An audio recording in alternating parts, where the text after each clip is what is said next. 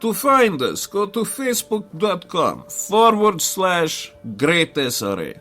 Also, you can subscribe to us at minds.com/same rules apply, all in one word.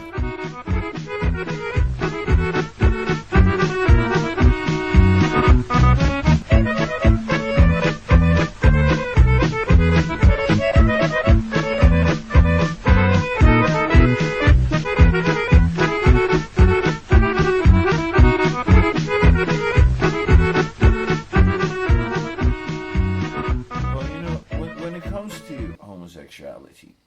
The Russians, surprise, surprise, did an experiment with rats. And they had them in this enclosure. And in the beginning, they were given an obscene amount of food. Okay, not super male vitality. No, not super male vitality. Okay. But they started with, a few rats. And it was more food that they could eat. So the resources were plenty. So they fucked. They had children. The resources were still plenty. So they fucked and had children. And just about the time when they knew that the supply of food would be too little to feed everyone, once they started reaching, the point of starvation on the resources, all of a sudden, loads of rats, both male and female, became homosexuals. And they refused to have any sort of sexual interaction with the opposite sex. Which made the Russian... I'm, of course, butchering the procedure of the experiment. They obviously did it much better than I can explain. But basically, homosexuality might be a sort of evolutionary emergency brake. That would be very, very strange if that would be the case, because for about 70 years, I would say, we have had more food than anyone would be able to eat. Yeah, but still we have homosexuality. Yeah, but you have to think about all of the fucking people starving at the very same time. I mean, we here in the West, we obviously have enough to eat. They don't in places like Africa and shit like that. But they don't? I thought it was a fashion statement. Yeah, well, it's fairly fashionable, the racism that they have down there. Skinny people look so fucking great in photos, so I thought it was... No, but I mean, they do have some serious fashion statements about racism, especially if you look at Rhodesia. I wasn't into racism. I was just into food right now, so we could continue. But the thing is, I'm coming to that.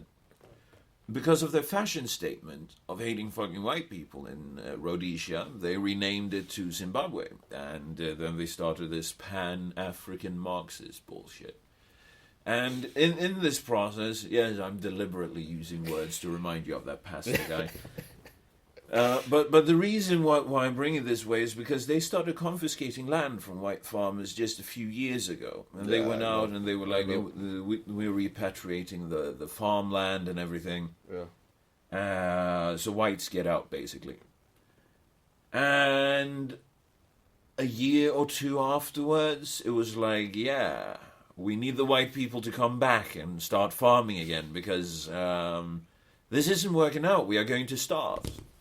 And now they are starving. So, good old-fashioned statement made sure that they are now starving.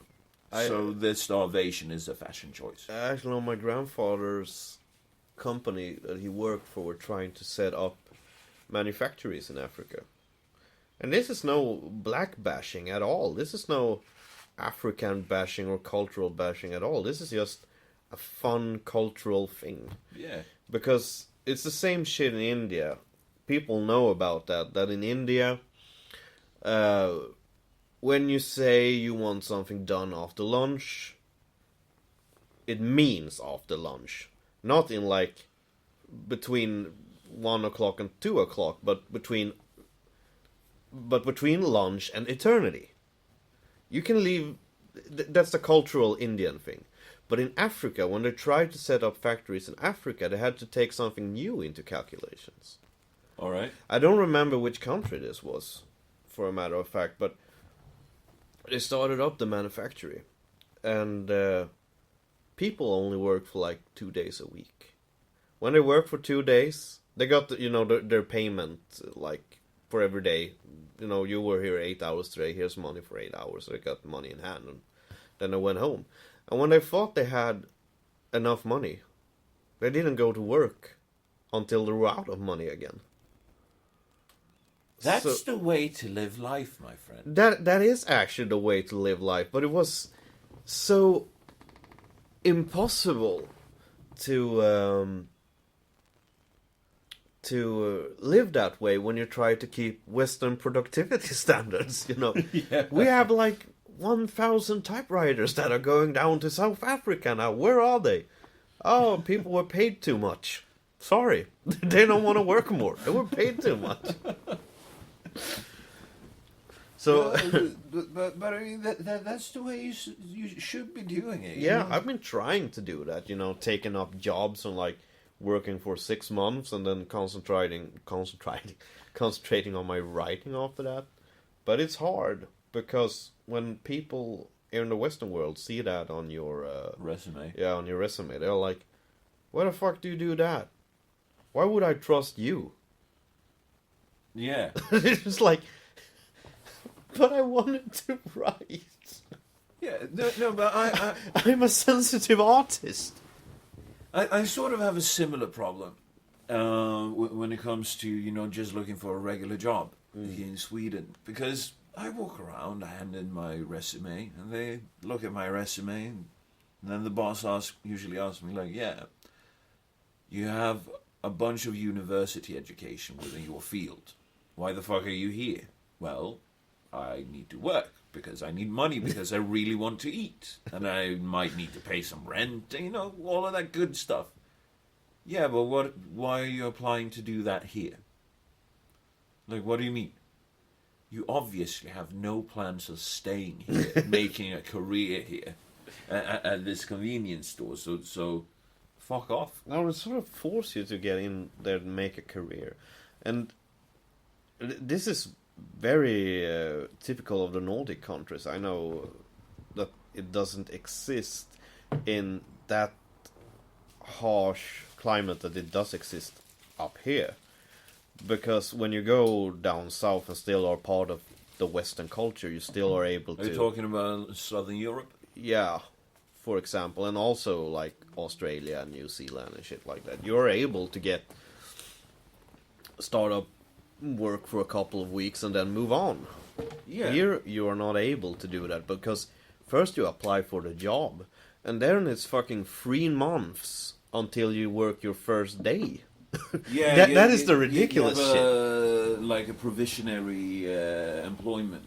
No, not that. It's like, yeah, sorry, but the guy you will fill up for haven't... you haven't quit yet. He quits in 3 months. And it's sort of like, yeah, well, why the fuck are you advertising the job right now then? Because I really want to start working. Yeah, and that is fucked up because somebody is unemployed wants the money now. Exactly. They don't want to wait 3 months. But that is fucking... I couldn't do that with my company. I mean, let's say that you came in off the street and you were like, yeah, Fred, I'm out of a job. You seem to be doing well. Yeah. This is a hypothetical me as well. Yeah, this is me right now. It's hypothetical that you're doing well. Yeah, but hypothetically, I'm doing really well. You know that I could hire you, and you come in because you've seen that I'm looking for people. Yeah. And you go like, hey Fred, could I get that job? And I'm like, yeah, sure. You start in 4 months. Well, I couldn't just tell. I think I have a spot open in 4 months for it. Even if I didn't have any other employees,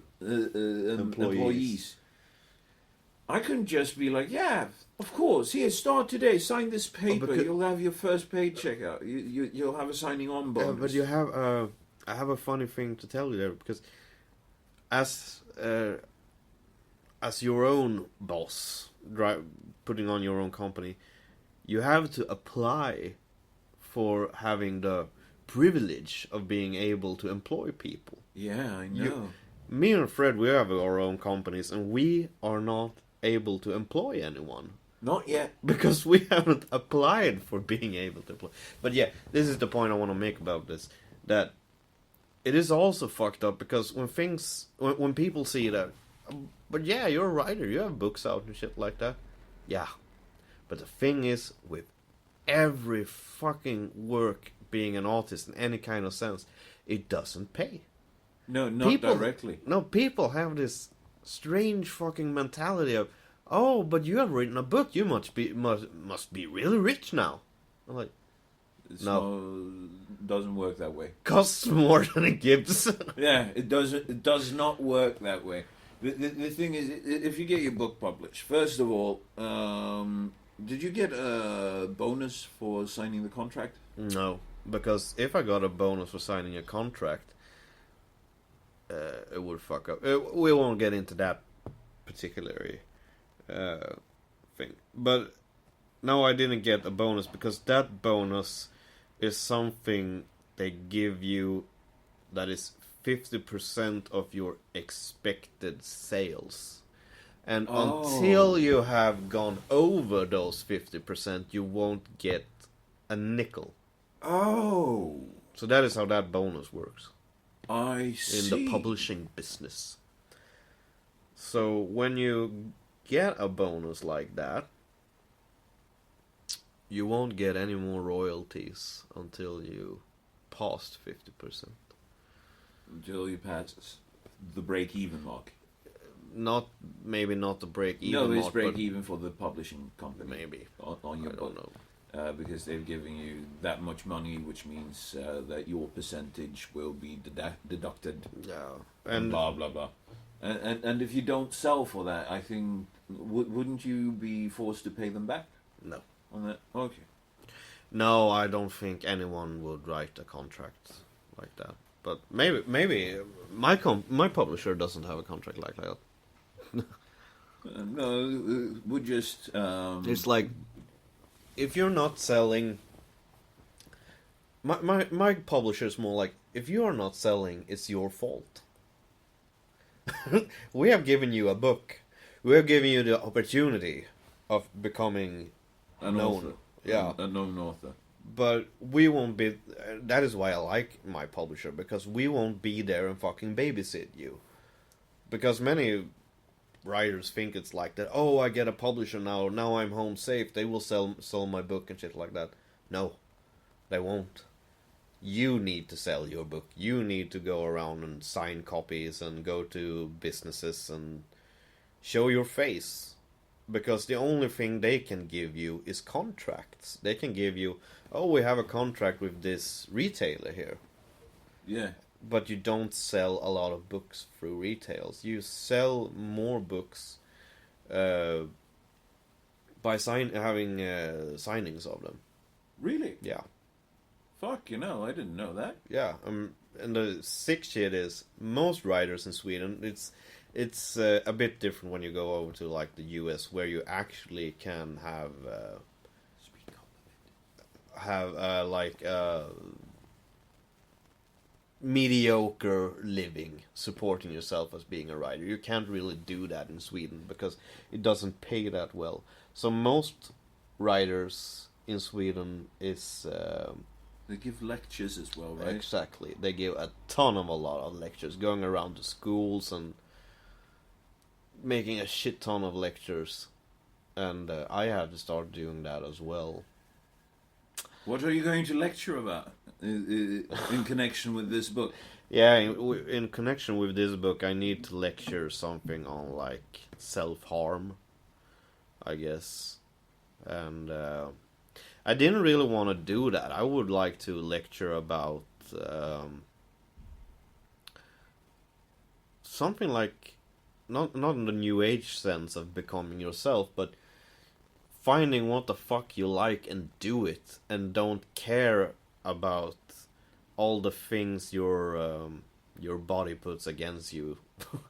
In the shape of anxiety and depressions and stuff like that.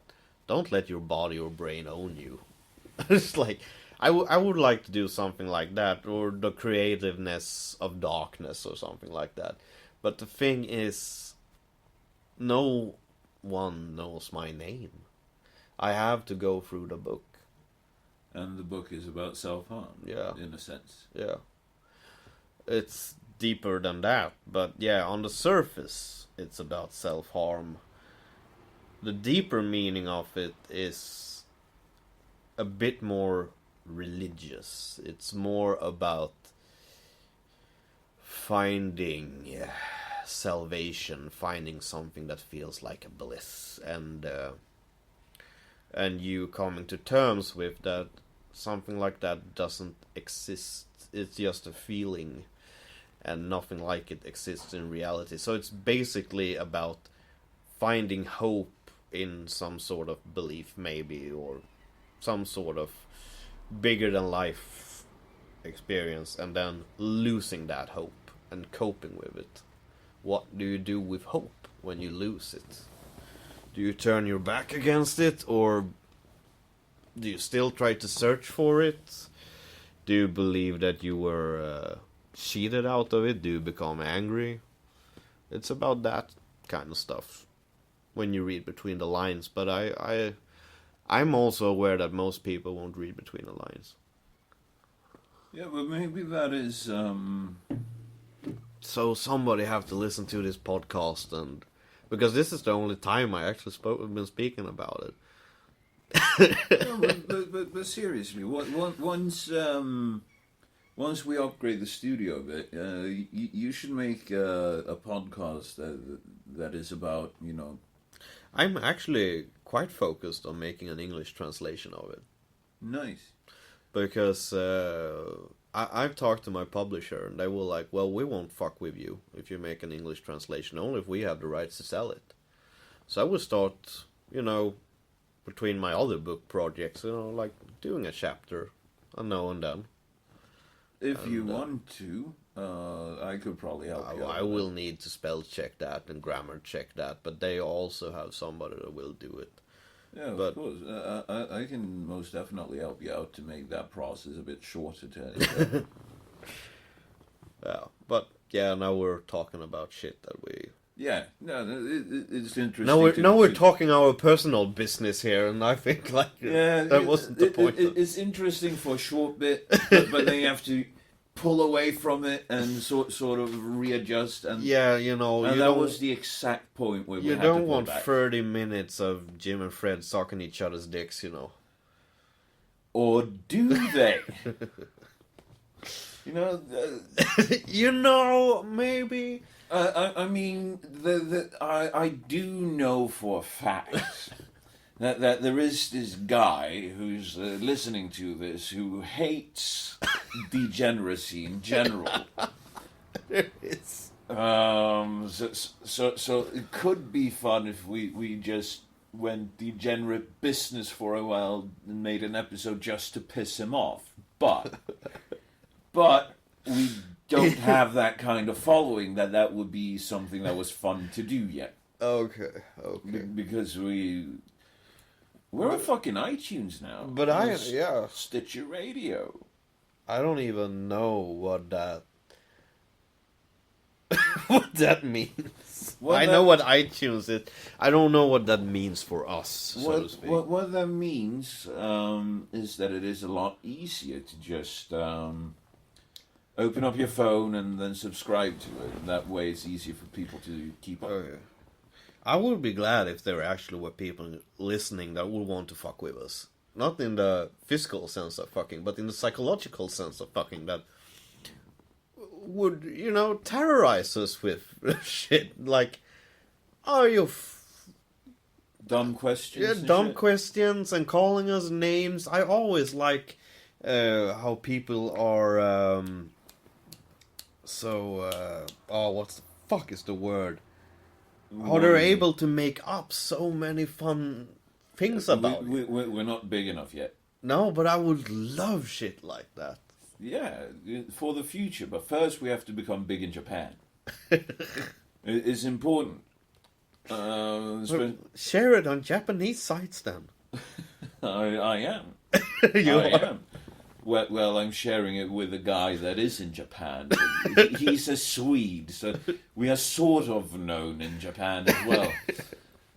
But not in that way, not in that sense. Okay, but no, we need to have a scandal, I think. We need to say something so obscene that people will share it, and I can't believe these guys. Why do you think I sent it to our acquaintance that is one of those angry feminists? I sent the last. Have you heard from her yet? No, she hasn't written since I sent her the link. So I am hoping, because I have noticed in the statistics that there are more people checking us out right now. Oh yeah. But not many though. Not that many, but a few. Yeah, that's the beginning. Yeah. But I do hope that some of these are her sharing it with some of her feminist friends to sort of like listen to the shit that they're saying. We need to go after these people. Yeah. And if they do, it will be fucking great. Yeah, because then we're victims. And Western culture, the modern Western cultures have taught us something. And that is, being a victim is something really, really great. So I want to be the victim. Because then we could ride on that victimhood and make a lot of fucking money. But not in that way. We shouldn't paint ourselves as victims. We should just say, yeah, okay, sorry you feel that way, now fuck off. No, honestly, because... Yeah, but yeah, I know what you mean. I would just stand there and, yeah, I am a victim. A very, very chicken victim. And then I would just turn around and, where's my fried chicken? Because that is how you fucking mock people the best way. It's just agreeing with what they are saying with a mocking tone. It's like, yeah, I never thought of it like that. You are right. And then just go away. Because then they're like, you don't believe me! And then they, but who the fuck was it? Oh, you're right. Yeah. Yes, absolutely. Mm-hmm. Patriarchy. Mm-hmm. Mm-hmm. Oh, I never seen it that way before. Yeah, thank you. Mm-hmm. Thank you. Because that is... No, I mean, if we want to start spreading some ripples, we could do a follow-up on, the refugee center that was burned to the ground.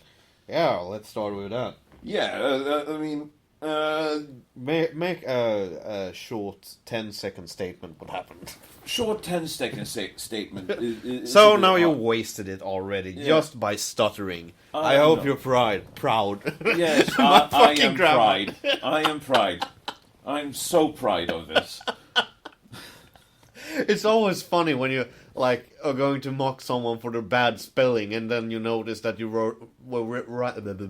did write the statement so fucking fast that you misspelled yourself. And now even you got stuck up in English, and you just made fun of me. I do that is what is called karma, Jim.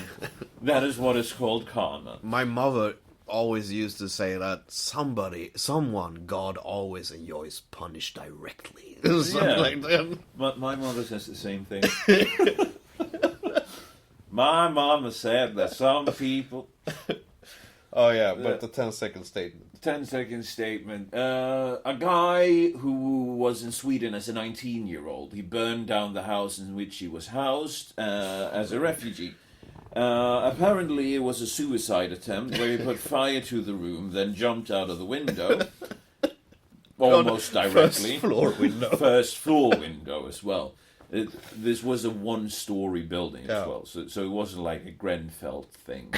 So yeah, the police comes, the rescue services comes, the fucking house burns to the ground. I will publish a couple of pictures of that on Facebook. You have that? Yeah. Okay. I was up there and I met this guy. This is why I know the follow-up thing. No, so he was arrested, he was brought downtown, and they spoke to him, brought him to the prosecutor, and then he was like, oh, wait, by the way, I'm not 19, I'm actually 17. He has to remember that. Yeah, all of a sudden he remembered he was 17. So he was let go, and as soon as he was let go, up on the car park, just out there, I have a picture of the car as well, a car was burned. So most likely scenario is the guy burned down the house. he was let loose because he was 17. The prosecutors basically said, "Oh, I hope he's going to get the help that he needs." Yeah. Well, how about no, you she writing a recommendation? Yeah, that was thing. She said, I hope he will apply for the help that he needs. Fucking sentence him to it. If he's fucking 17 years old, he's supposed to be forced to do shit. Everything is mandatory when you're 17 years old. But here's the thing. The guy that I met, he's a friend of mine. He's a Kurd. Okay. Really nice guy. He was like, dude, are you fucking retarded? He wasn't 19, he wasn't 17. The dude is 25 with ADHD. I mean, I was like, yeah, obviously. He was like, dude, no Afghanis here are as young as they say they are. They're all 23 years to like 34. I was like, yeah, I mean... I couldn't really say anything to disagree with him because I'm not a fucking idiot. Yeah.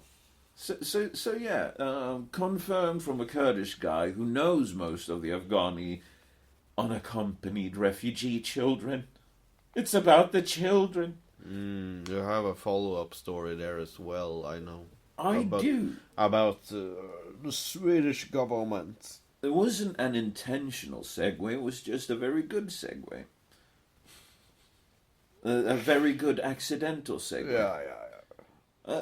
Honestly, I wasn't supposed... Stop stroking your dick and start talking about it instead. But I like stroking my dick. But when it comes to the unaccompanied refugee children, the Swedish Welfare Services now has a new problem with this. Because these... And this is official shit. This is official shit. From the Swedish government. This is from the Social Welfare Agency. That is there to make sure that people are treated correctly by everyone. Yeah. It's sort of like the Surgeon General in the US, but more all-encompassing. The Surgeon General in the US is like, yeah, smoking is bad, you should use a condom, whereas here it's sort of like everything. Everything that you can think about that is either a moral or a practical issue, they have their fucking noses in. But basically, these unaccompanied refugee children are bringing with them an issue, because now they want their wives to come. And not only their wives, but also their children. That would be the age that they stated that they were when they came.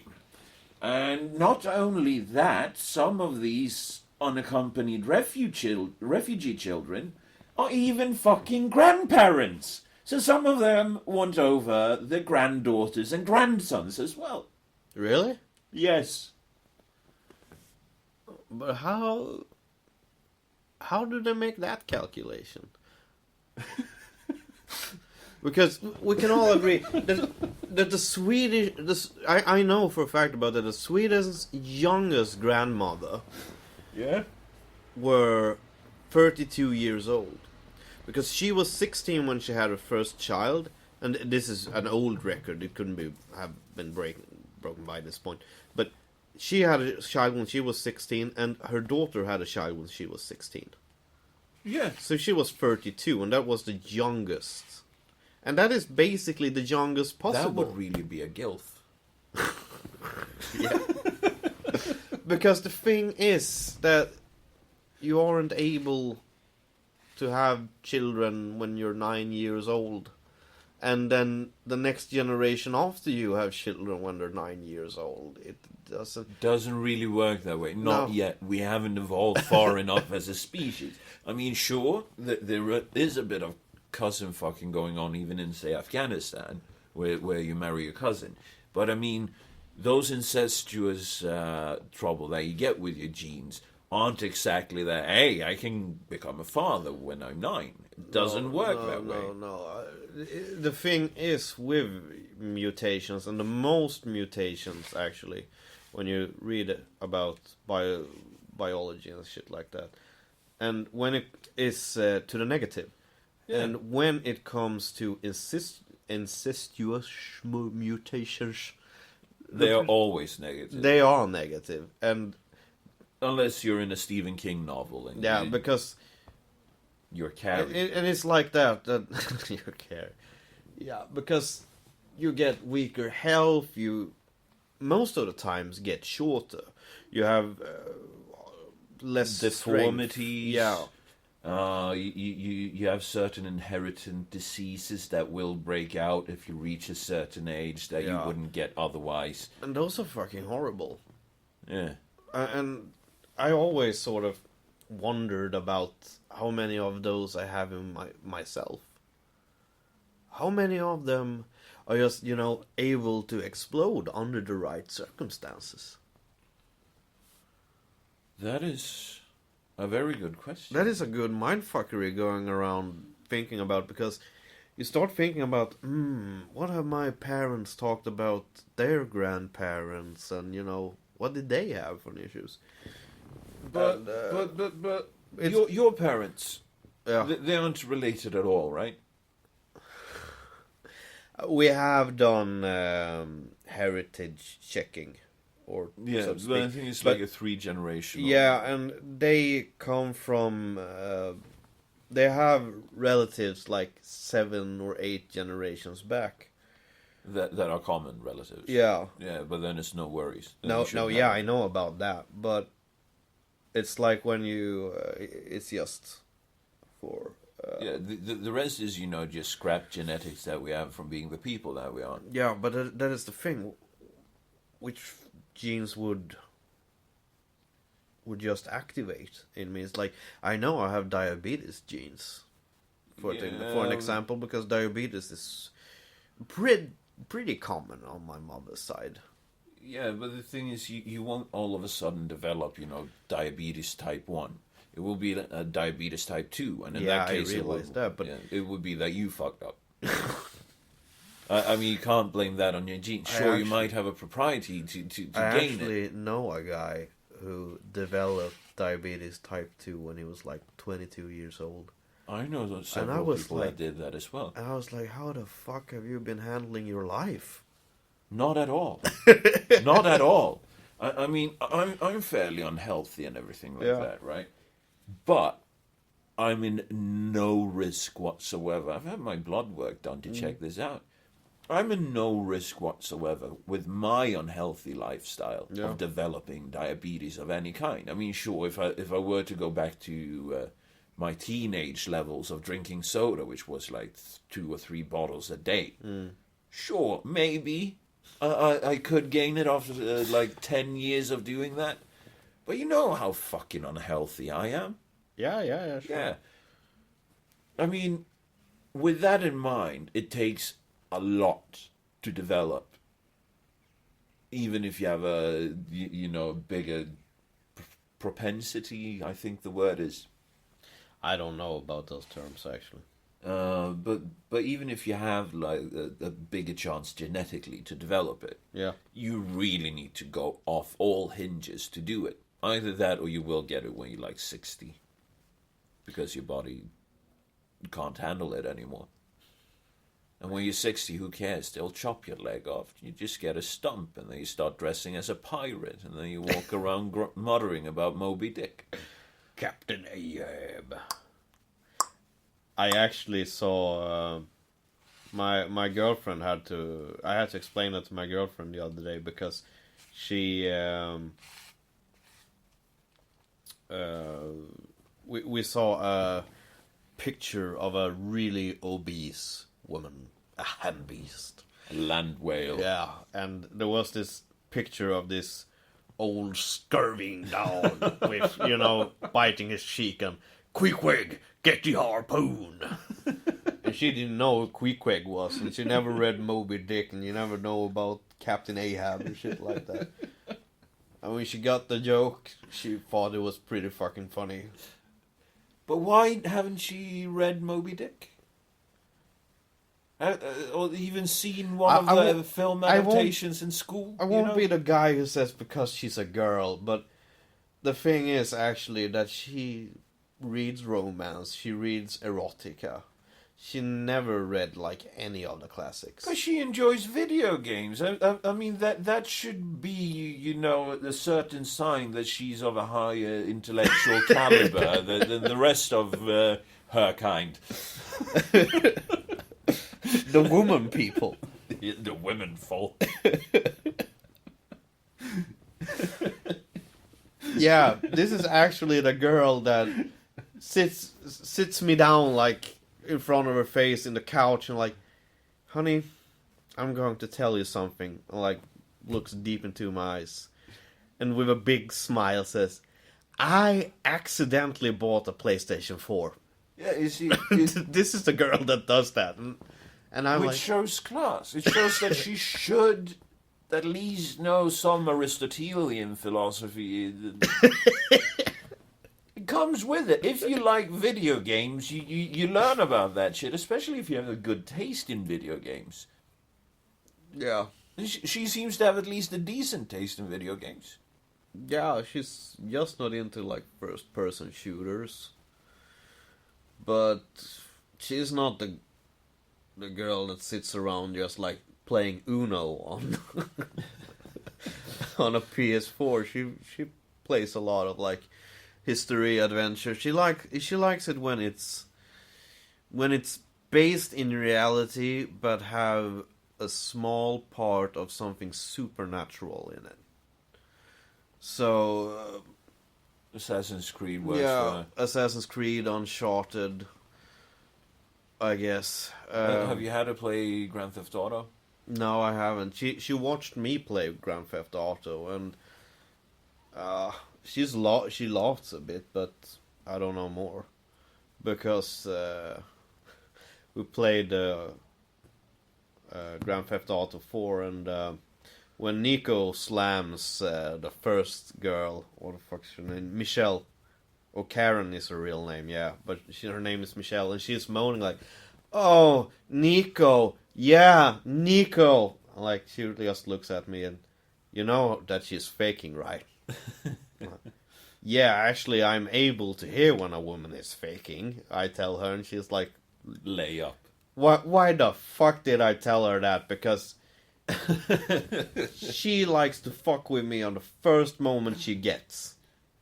It's like I was open for that shot that came after that. Yeah, but it's like you gave her an assist. yeah, it's like yeah, but she's like that all the time. You know, I'm in the shower. We shower together a lot.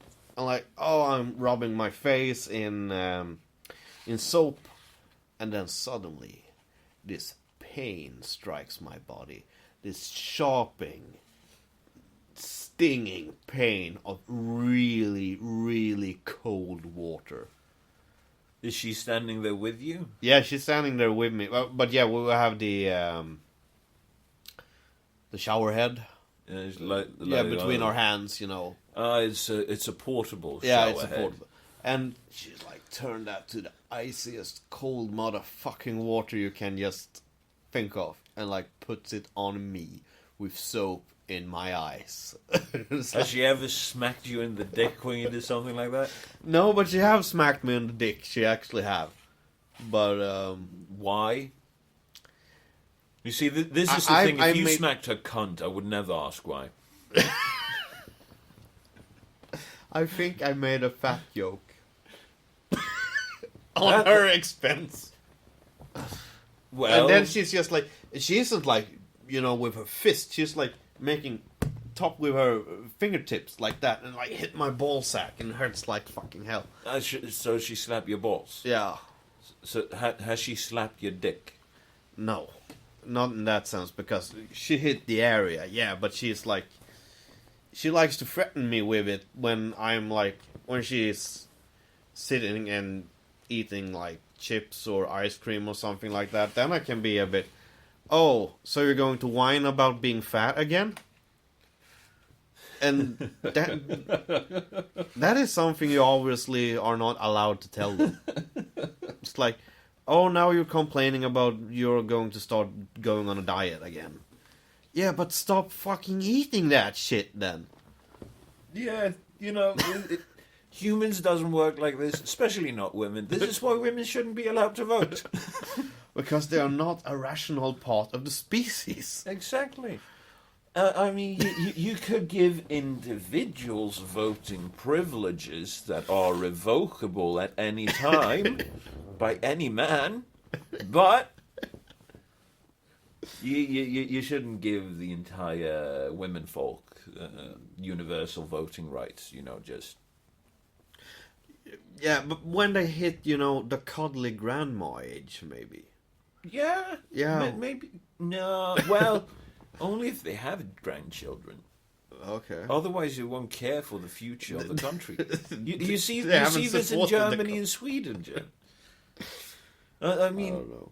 I know that I'm joking. You know that I'm Yeah. joking, but at the same time, it's true.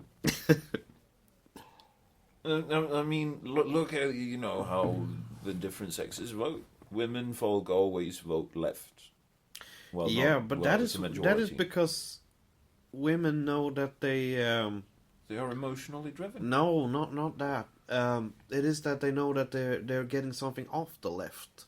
Because the left is always the ones that we need more parent days. We need more. Women should be able to take more days off from work to take care of the children and shit like that. They're always pushing for. Emotional shit. Yeah, you Shit can that is call it co- emotional, it's but connected it's to their emotions. Yeah, but it is. I feel as if I want more. Yes, more but the parent thing days. is, yeah, but I want more time with my child. Why the fuck do you get children if you want to spend time with them? Well, that is exactly the purpose, which is why an older I- model on the family unit actually works. I know. But the thing is that I think it is because they gain something on the left most of the time.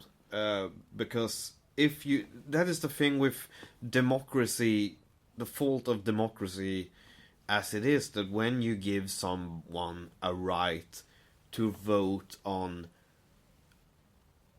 how good they when you give someone a vote, being able to vote about getting more money from someone, they will vote on that person. Yeah, but it's the not thing is, about the state shouldn't be allowed to do that. They should instead be like, okay, if you vote for me, I will make it possible for you to have more money that you can redistribute, Exactly, that you can use in the way that you see fit. But it is on you to gain that Yes. money. Yeah, I'm with you on that. But the thing is, when you give somebody the ability to vote on getting paychecks on the government, they sure as hell the majority will vote on that, and that is why women usually vote left. I think Yeah, because it's the same with it's not actors. about them being lazy. It's just that they gain more on parent days than the man does, because the woman is usually the one that has the better connection with the child. Yeah, but And that is obvious because the child comes from her vagina, and the child spends more time with the mother being breastfed and yeah, shit like that. Because not only it that, is the but mother that is. the distance to the father creates a good role model. It creates a good hero for the child to have. A hero. Yeah, honestly. You are the one to speak with our. Yeah, no, I mean, I don't come from the ideal situation. No. But that's of no importance for the concept. No, but I was going to make fun of you. It's okay. It's nothing to really make fun of. Because I don't really react badly to it. No, but I'm an obnoxious human being. You're an obnoxious cunt. Yeah, I'm an obnoxious cunt. So I could. I didn't find a word. Pronounce that. I could pronounce that. No, but I'm the same way. But the best thing is, if the father, he works a job that he enjoys somewhat, he's the breadwinner, he leaves in the morning, he comes home in the evening, he eats, he's the stereotypical dad, That is a good thing, because that way, especially for boys have something to look up to, something to strive to be as. Mm.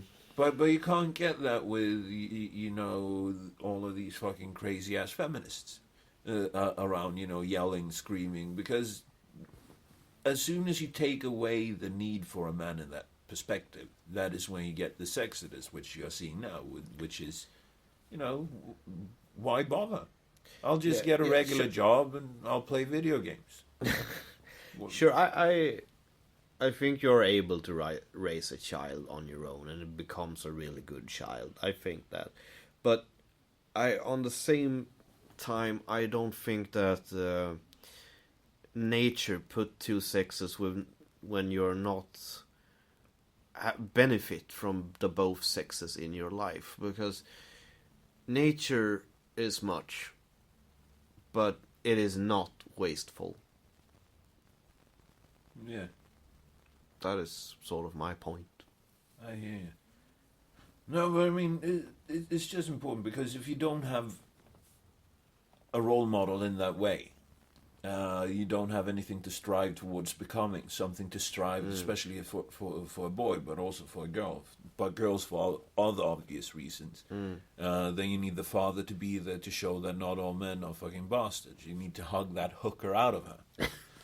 It's true. I've actually heard psychologists talk about this in basically the same wording. Actually, psychologists. Yeah. And you can't blame the patriarchy for that. Exactly. It's not just us shitlording here, but it's actually psychologists. Yeah, but it is pretty funny at the same time. I mean, the thing is, you really need both parents as both a boy and as a girl, or else you need an older brother. Because if you don't have that elderly male figure, you will get a girl with serious daddy issues. And if you have a girl with serious daddy issues, if you are lucky, she will find one and settle down pretty quickly and give you grandkids. But if you're unlucky, you will get loads of grandkids, but never see any stability for her. Yeah. And then, your grandkids won't have the same opportunities as you had, which is why it is important, just to keep that sort of stability for the sake of the kids. Yeah. Hug the hooker out of the girl, give the boy something to strive to overcome, to become better then. Because that's also a thing that I do believe is needed. There needs to be a bit of animosity between the father and the son. So the son gets to drive to, I'm going to fucking show this asshole. I'm going to fucking show him that I can do everything better. Because that is the way you evolve. That is the way you push your kid to become something better than yourself. Yeah. I agree. I can't just... Because I don't think love is a solution to most shit in the world. It really isn't. No. Love is never the answer. You can't eat love, you can't bargain with love.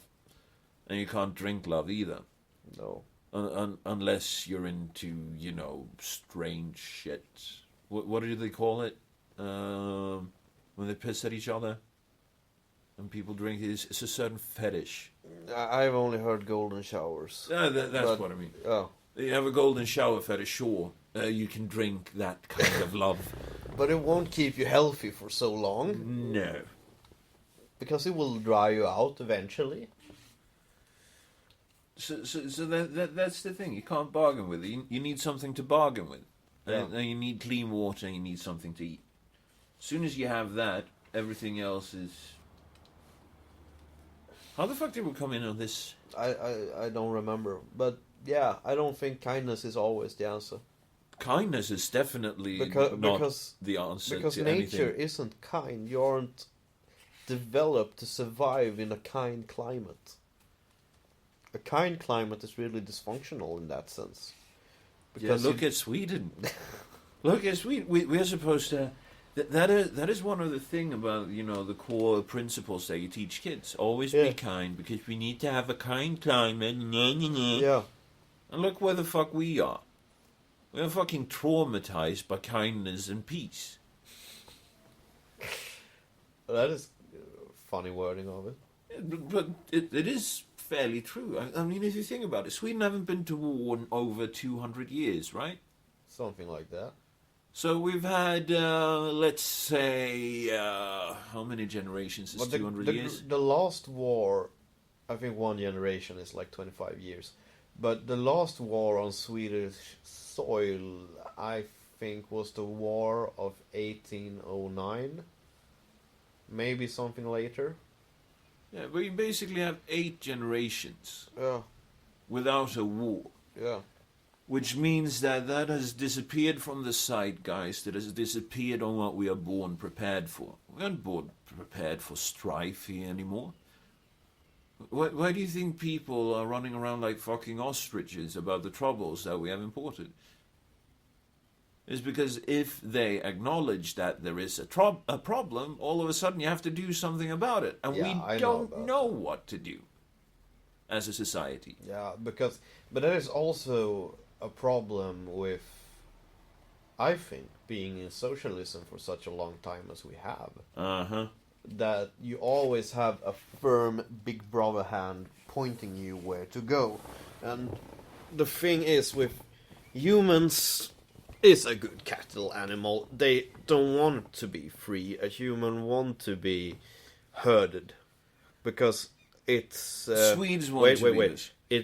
It doesn't consume that amount of energy that thinking does. Thinking drains your fucking body of energy. Yeah. But when you're herded, you don't need to think as much. And of course your body, give you a nice feeling for not draining all the energy with the brain. Of course, but the thing is, it's about what society premieres. It's what society encourages. If you take away certain, social benefits, you take away the rewards for mediocrity.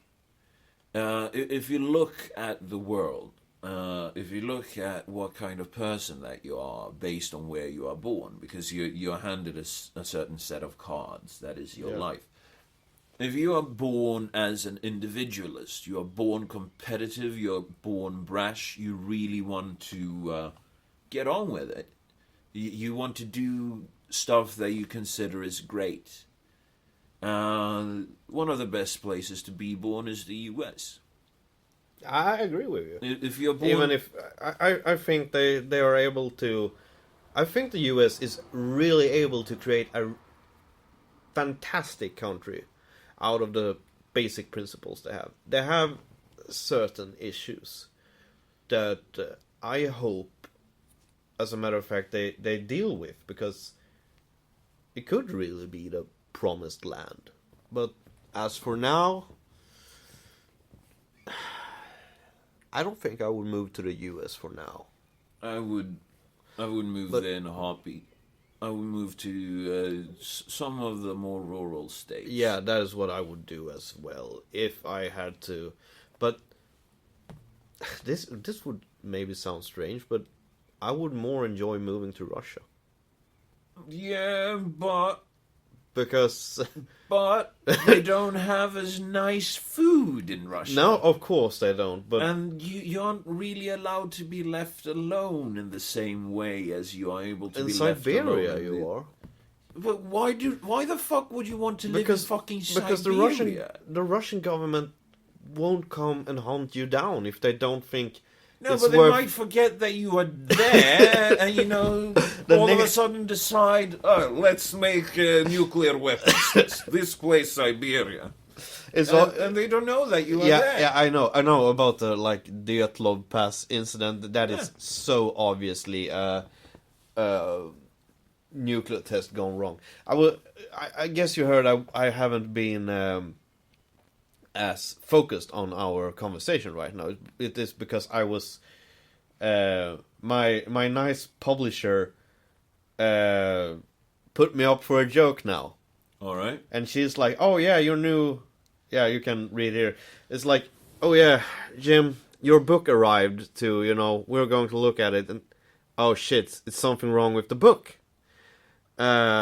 Somebody ordered it wrong, so it now have a spiral casing." And he sends me a picture with basically looks like a notebook. Yes. With their spiral backs, and I'm like, so I'm just oh, this is so absurd, and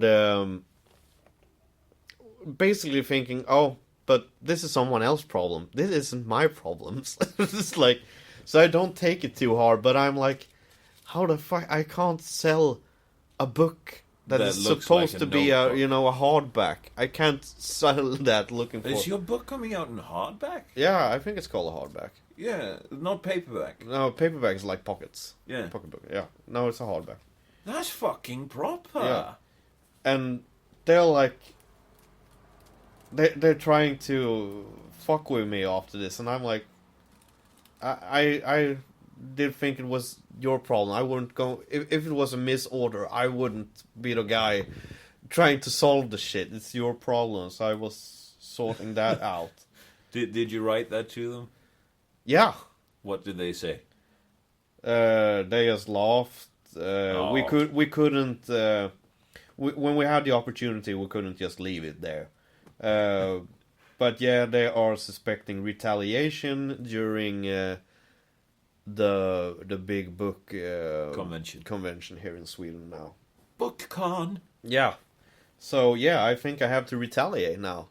Maybe we know somebody that has good pills, because I know for a matter of fact these ladies love the champagne. They love champagne. So what are we getting pills for then? You put something in the champagne to make them, like acid or something like that. Oh, you're thinking like that. I mean, I'm not as versed into, like dropping acid as LSD acid, but I do think that I could get some mushroom extracts. Okay, or yeah. You should give them kale shakes with magic mushrooms in it. Kale. Yeah, Who the fuck does eat that? They seem like the people that could order a smoothie. Yeah. Sort of like, I'm going to go get smoothies. Do you guys want some? And then you have like minced magic mushrooms with you that you put in their It could be smoothies. funny. And then they are tripping balls at the book convention. Why is the room upside down? Jim, is it just me or is this wall breathing? I can feel his breath coming down my back, but it's in front of me. we could probably do that. Do you want to do that? No.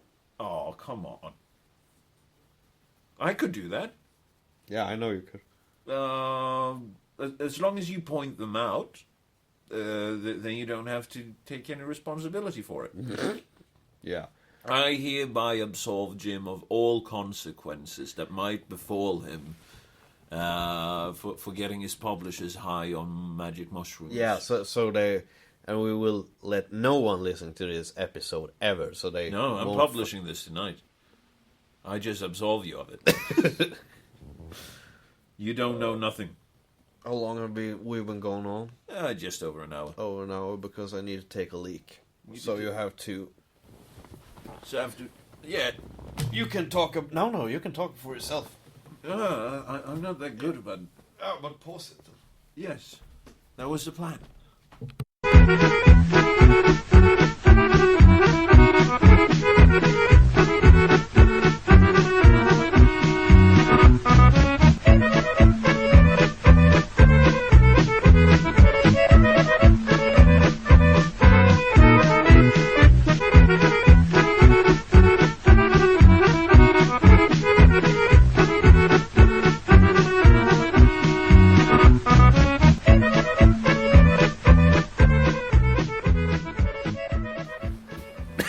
Fuck me. You're like the dude in the Big Lebowski when he drops his rock and roll tobacco. Well, this is just regular tobacco. Yeah, so. this is just tobacco. I dropped my smoke down the couch and I almost sat on it.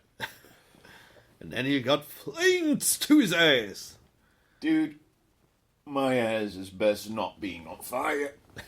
It's hairy, so I'll just get When it 3rd comes degree to asses burns. on fire.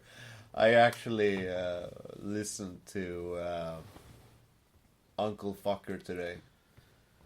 It's a good... It's marvelous. I mean, it's a really well composed as a musical. Actually, Stephen Sondheim came out and he was like, yeah, it's just like watching a Golden Age Broadway musical. You know, the way that they've structured everything. Yeah, I don't know about shit like that. But I like things that aren't music that aren't structured in like the regular way. That just haven't the usual tone of, you know, verse. A B A B A A B C. Yeah, rhymes, sure, but also songs that hasn't, you know, verse, choruses, repeating choruses 2 times or something like that. The standard pop. Yeah. Because structure. I think it's boring. I don't think you have something you want to tell people when you write it like that. That is why I have like a big fucking hard on for things like Pink Floyd when they make, you know, Shine On You Crazy Diamond, which is basically a half-hour song but has like 2 verses in it. They didn't need to say more. Yeah, They needed to express it through music. But for some words, does belong here. And somebody put an effort through it. And I think that is what you can see, that where the decline of the West starts to happen. And that is when people, the general population and the general part of the artists and stuff like that, put less and less effort into stuff. Yeah, I completely agree with you. Because you can see in the late 19th century when basically things are more advanced than they ever been. The portraits have perspectives that are so deep and are in so many layers. Music, you know, you have the age of Wagner and Puccini and Gustav Holst, you know, that are really deep people that use whole of the orchestra in like a way that would be unthinkable today. Yeah, people don't do that today. Yeah, because it's watered down into single no, elements. it's postmodernism. It's deconstructionalism. It's basically taking down what our forefathers have done of some sort of juvenility. Yeah, and I'm not like that. I love rock and roll. But rock and roll is a different thing, though. Yeah, but no. Rock and roll is still postmodern construction, because rock and roll, you can seriously be experimental about that. Rock and roll is the post.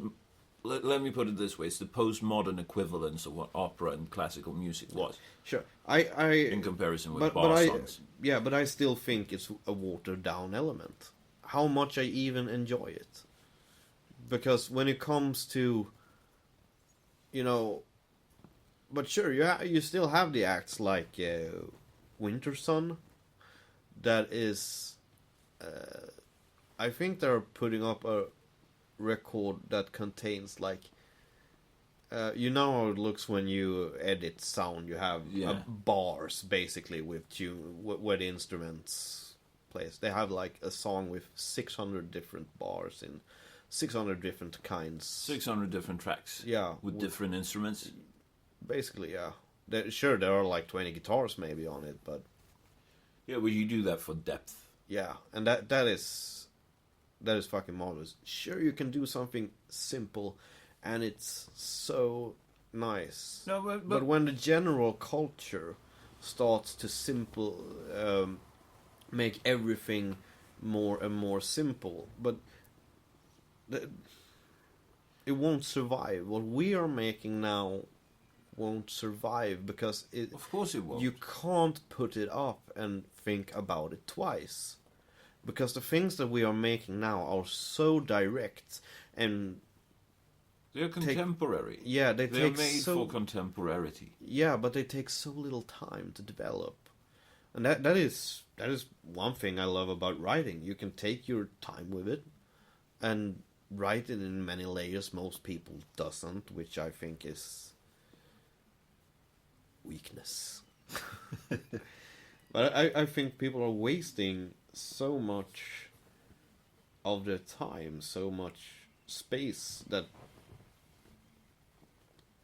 could be filled with something with depth, but not death. Not depth. But I do also love death. Yeah, sure. But I mean, if you take as an example, just to put it in perspective, when you look at something as heavy metal, take Manowar as an example. I knew it. Yeah, they're simply the best when it comes to that. But I mean, when you listen to the way that they have developed from when they first dropped the first album, they've gone from, let's do some seriously heavy shit. And they've started including, Norse mythology in it. Sure, maybe not that accurate, but it's still there. The way that his voice has developed, the way that they are actually doing their own covers of old opera classics. They have one where they do Nessun Dorma, as an example. And sure, it's not at the same level as if Luciano Pavarotti would do it, but it's decent, and you can sort of see their connection to that kind of music because it's there. Yeah, because I know I won't argue with that with you on that. I know an old piano teacher. She calls black metal the opera of hell, and that is such a cool thing. Because but fucking tell about her. One time maybe. Well, not now. Not now. Oh. No, we talk about. We can continue talking about it. But yeah, I think it's a sad watering down of culture that do exist. But on the other hand, sure, you have great musicians still. You have great composers still, and also compose things like rock music. Yeah. But sorry to say that when you don't make art for eternity, why the fuck are you making art? That is a very fair point. It's just, and that is when you look at like dude, wait, I have to write that down. Okay. That was so great. I am so talented. When you're not. You can listen to this afterwards and see exactly what I said. But when you're not making art for eternity, why the fuck do you make art or something like that? But yeah, but that is the thing with like the Egyptians. You have basically the same culture, in arts for like 2 or maybe 3,000 years. They make it for eternity.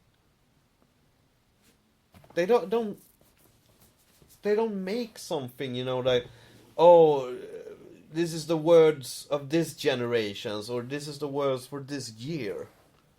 This is a statement of what we, as a civilization, make. Dude, I really like this. Wait, I'm going to give you some background music. Please continue. Please continue. I don't know what the fuck more to say. No, please continue. When you're not making art for eternity, why the fuck are you making art? Yeah.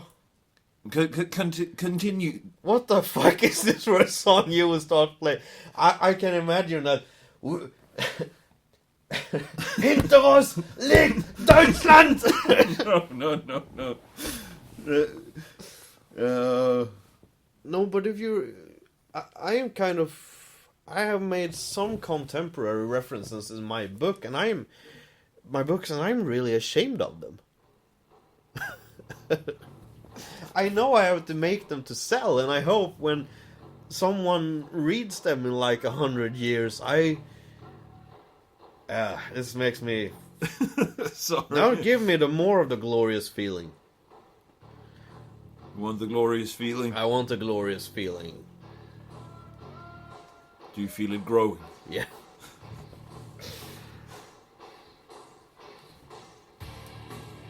Oh, I lost my thread.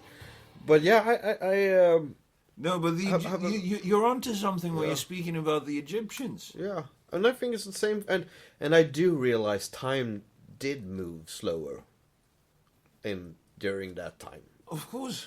But you have the same thing with the Romans. The Greeks. And the Greeks. And yeah, the the Romans basically hijacked the Greeks. But exactly, they just renamed shit. Yeah, because they knew this is such great. This is something that we all have an effort. But this is why postmodernism is so bad, because postmodernism would say that these things that we are talking about is sort of a crime against humanity, because it is speaking about defining what the fuck we are as a people to try to make something together.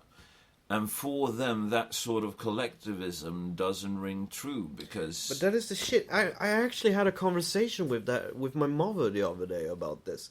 Because she had recently started reading one of the most famous Swedish novel series. Basically in Swedish it is called The City of My Dreams, Mina drömmars stad.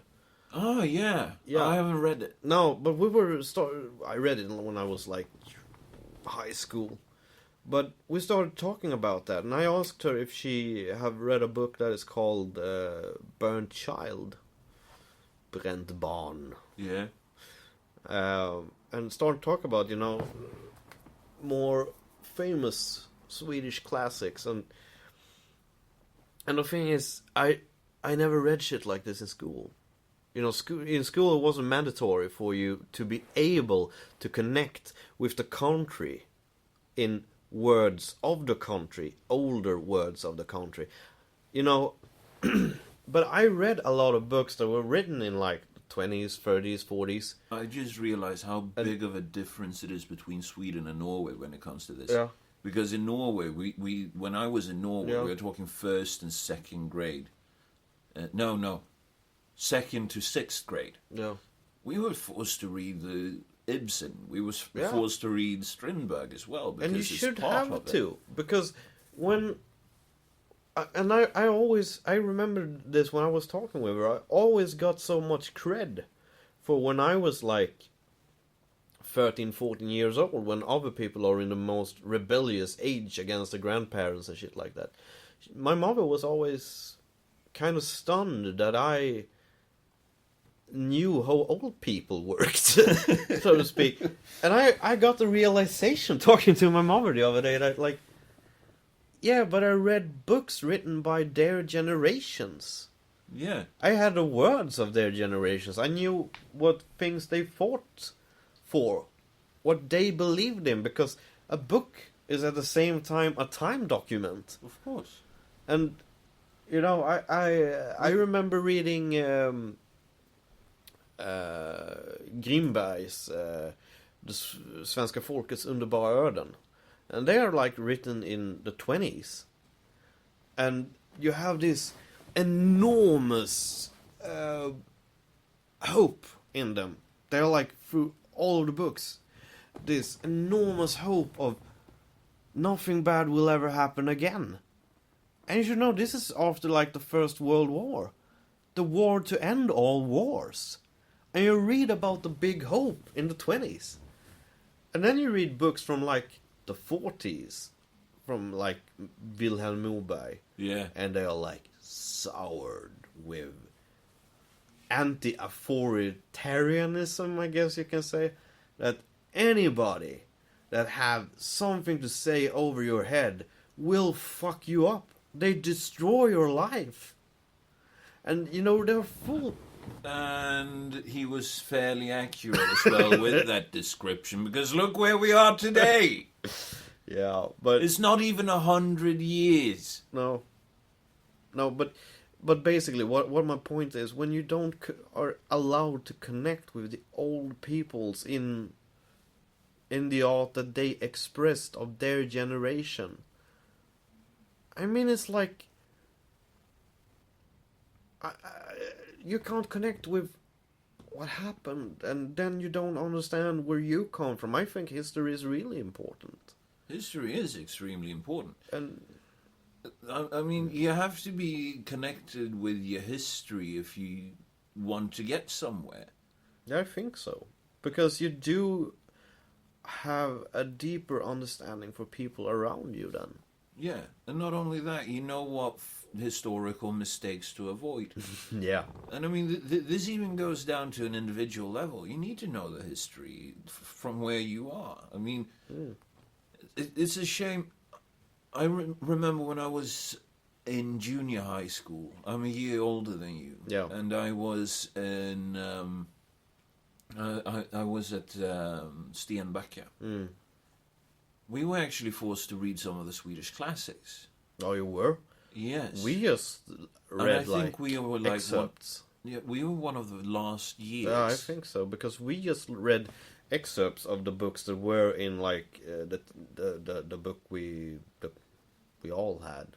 You know, yeah, the class textbook. Yeah, the class textbook, and because we should read, we were told to read classics. Of course we were, but not Swedish classics in that sense. So I read what I wanted. So I read, I think I read all of Jules Verne's books. I just devoured that shit when I was a teenager. And I actually don't know really why, because that is not typical teenage things to do in the early 2000s, is to read somebody that died more than 100 years ago. Well, but, I mean, my guess is you were not a typical teenager. No, I was a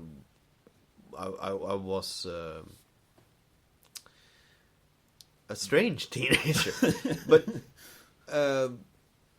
But the thing is that I started reading Swedish classics when I were like 15 years old, and I don't know why I started. But I remember hating reading them back then. Yeah, but when it was in high school, we were supposed to read, you know, Swedish literature, and we were given 2 mandatory books. The first book was a short one that was called Short Skirt. Short Skirt. The book was red, and it was about this girl getting raped and how she dealt with the rape, and it was basically written for a 13-year-old. It was that easy. It was that easy to devour.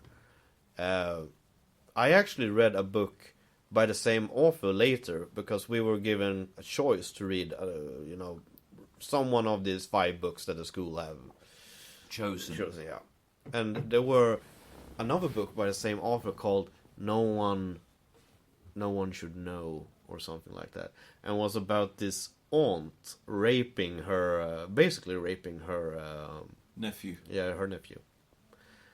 And I actually have vivid memories still of the sex scenes. We need to clarify something here. Was it aunt as in his mother's or father's sister? Father's sister. Or was it father's sister? Or was it the brother's wife? No, it was his father's sister. Okay, then it's bad. Then it's bad. Yes. So then it's bad in every kind of way.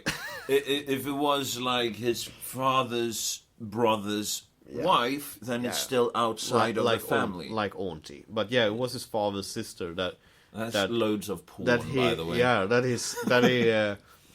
he visited her in the summer or something, I think, and we're going to spend some nights there. And she came into the bedroom and took his mail. Dude, stop.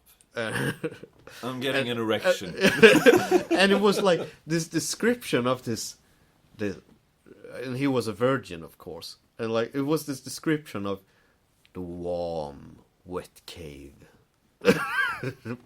And I was like, and you know, I had only sexual experiences with, you know, girls in contemporary age back then. So I was like thinking, wait, what? Isn't there like some resistance when he puts in the dick? I was 16 years old. You were 16 and you were thinking this? Yeah, I was like, but what the fuck? It's a bit of resistance when you put in the dick. Why doesn't he feel any resistance? And then I realized the aunt was well-traveled. But yeah, the other book that she was the lady in that porn film. Yeah, She was the lady of my life. But yeah, but then it was this other mandatory book that is written by this... But wait. Yeah? The thing that you have to keep in mind here is, for which age was this written for? Was it for the age that you were in, 16? I don't know. Because I can imagine... But the language was pretty simple. Yeah, but I can imagine the difference in the connotations of the words that they use between the book about the girl being raped and the boy being actually raped, but it would just be specified as sexual abuse. The difference in the language in this is usually fairly telling. I remember... Think about it. Yeah, you know, in my blissful youth, I didn't really put an effort to... because if it was as you described it, you know... But I remember that the girl, she was basically gang raped. There were two guys that fucked her in the cunt and in the ass. And I think at least one of the guys came in her face. It was much more violence in it. And she described the filthy smell of cum, basically, and it was much more violently described, because the sex scene with the aunt, and it was more than one sex scene, if I remember right, were more like the guy didn't understand really what happened. Dude, you understand what happens when it happens for the... Yeah, but you know, he didn't understand that it was... if I remember right, he just thought it was... Softer descriptions of it all, right? Very... Yeah, no, it was more... As I said, it wasn't as violent, but it was... it was more... Fuck, I don't know. It's hard to express.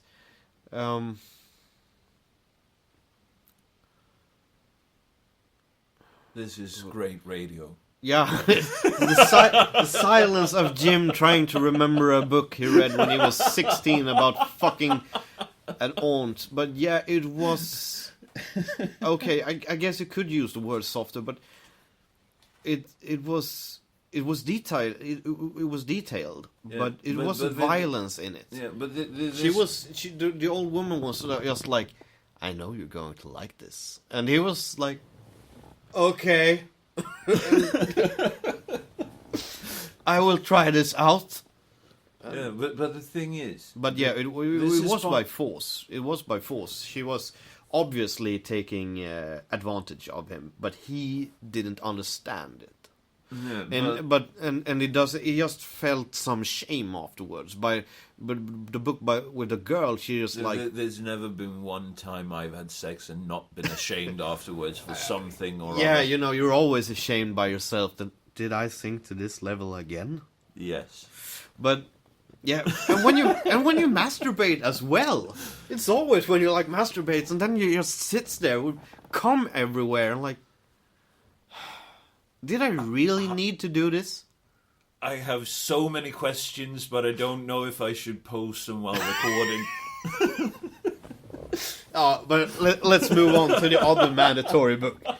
But the other, and this is actually funny. This is a genuine Swedish upbringing in like the early 2000s. When I went to high school, the other second mandatory book we read, and this is like we had different classes of Swedish, but this is like the ground class of Swedish, if I remember right, the first part of it. We read Jonas Gardell's Ett UFO gör entré. A UFO enters. And this is a book about... this is a book by a famous Swedish homosexual author that is basically... It is basically a biography. He has changed a bit of names and just writes how horrible his upbringing was. But the thing is, if you think about all the things that happen in that, you read it? Yes, it's nothing out of the ordinary. No, it's absolutely nothing out of the ordinary. It's like, I was at parties, and then I put water in the liquor bottles, and then I just played drunk because I didn't really like alcohol. And look at me, I'm so strange. But the thing is, most fucking kids did that at some point. Yeah, but it was a horrible book, and it's just The first it's time just one. This is the fun thing. I wasn't when I was a kid. My parents had gay friends, male homosexual gay friends, and it was nothing out of the ordinary for me when, like, oh, Benny and Krister just love kissing each other. Ah, yeah, why the fuck should I care? And then when I read that book, I became like, there's something strange with homosexuals. They are like self-absorbed cunts. And I actually went around thinking a lot of that afterwards for a while, How was Benny and Chris? Were they self-absorbed cunts? No. No, exactly. They were, this would sound funny, but they were balloon salesmen. They were traveling around markets and, selling helium balloons. You probably bought a helium balloon from them. That sounds like such a nice and chill and relaxed job. I'm going to add that in my business description. That is old ambulance filled with helium balloons. They're just going to markets, like, made a living out of it. That sounds so great. You have those funny balloons, and then you sort of you big up it to the kids. And you speak to them, because parents, they never pay any mind to what their kids are doing. As long as they're walking by them with their hands, holding their hand, you can big up the balloons as much as you want, and the kid is going to cry until he fucking buys it. Yeah.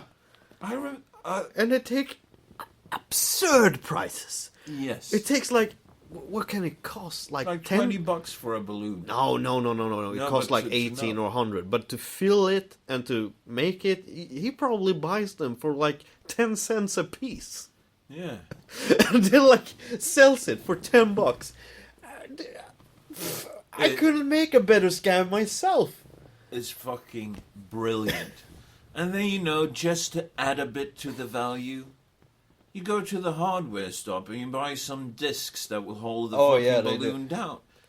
Yeah, they do. Some metallic discs. Yeah, but that is just to establish a trust with that family for the next time that they see you.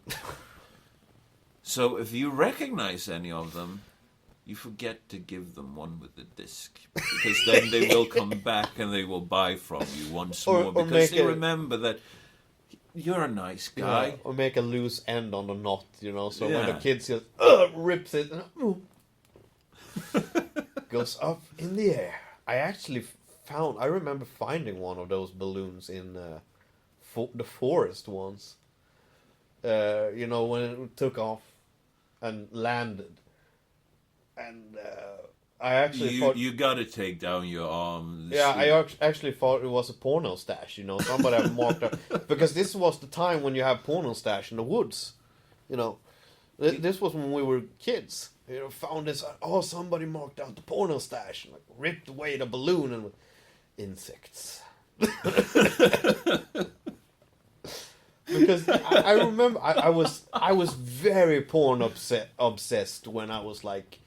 8, 9, 10 years old, because we had porn stash in the forest by my house, me and some kids, and I was obsessed with the fucking naked ladies, because I didn't know what I felt, but I felt something. And it was good.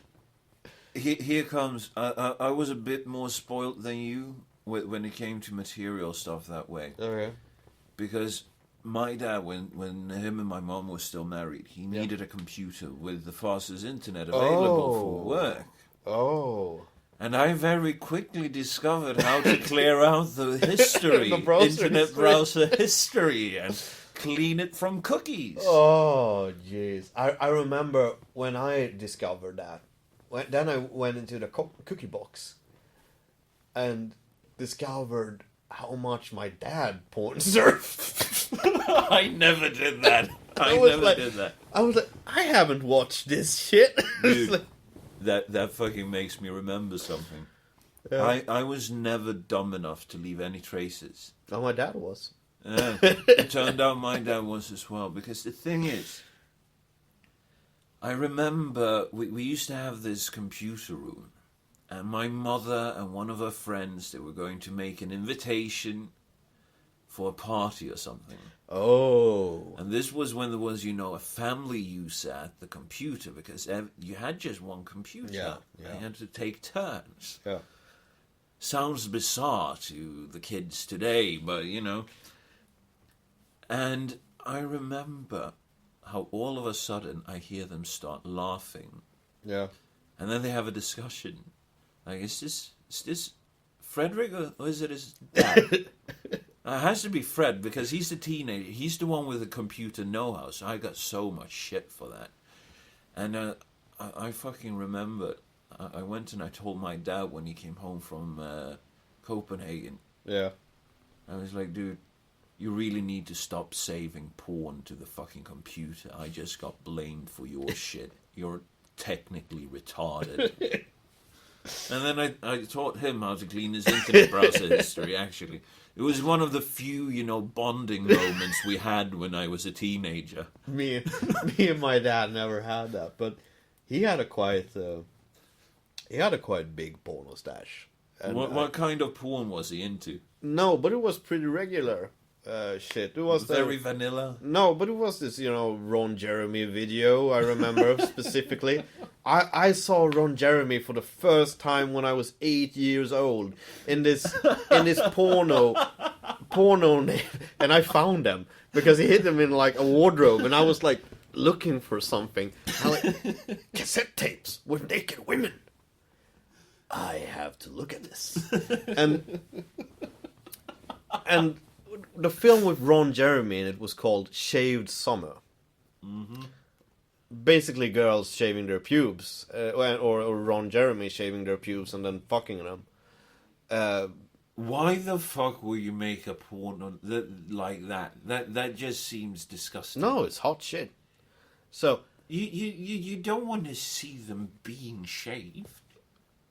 I don't care what you think. I thought it was hot shit, and then the thing was that I'm more direct. You see, the thing was that Ron Jeremy's character was called Dirty Harry.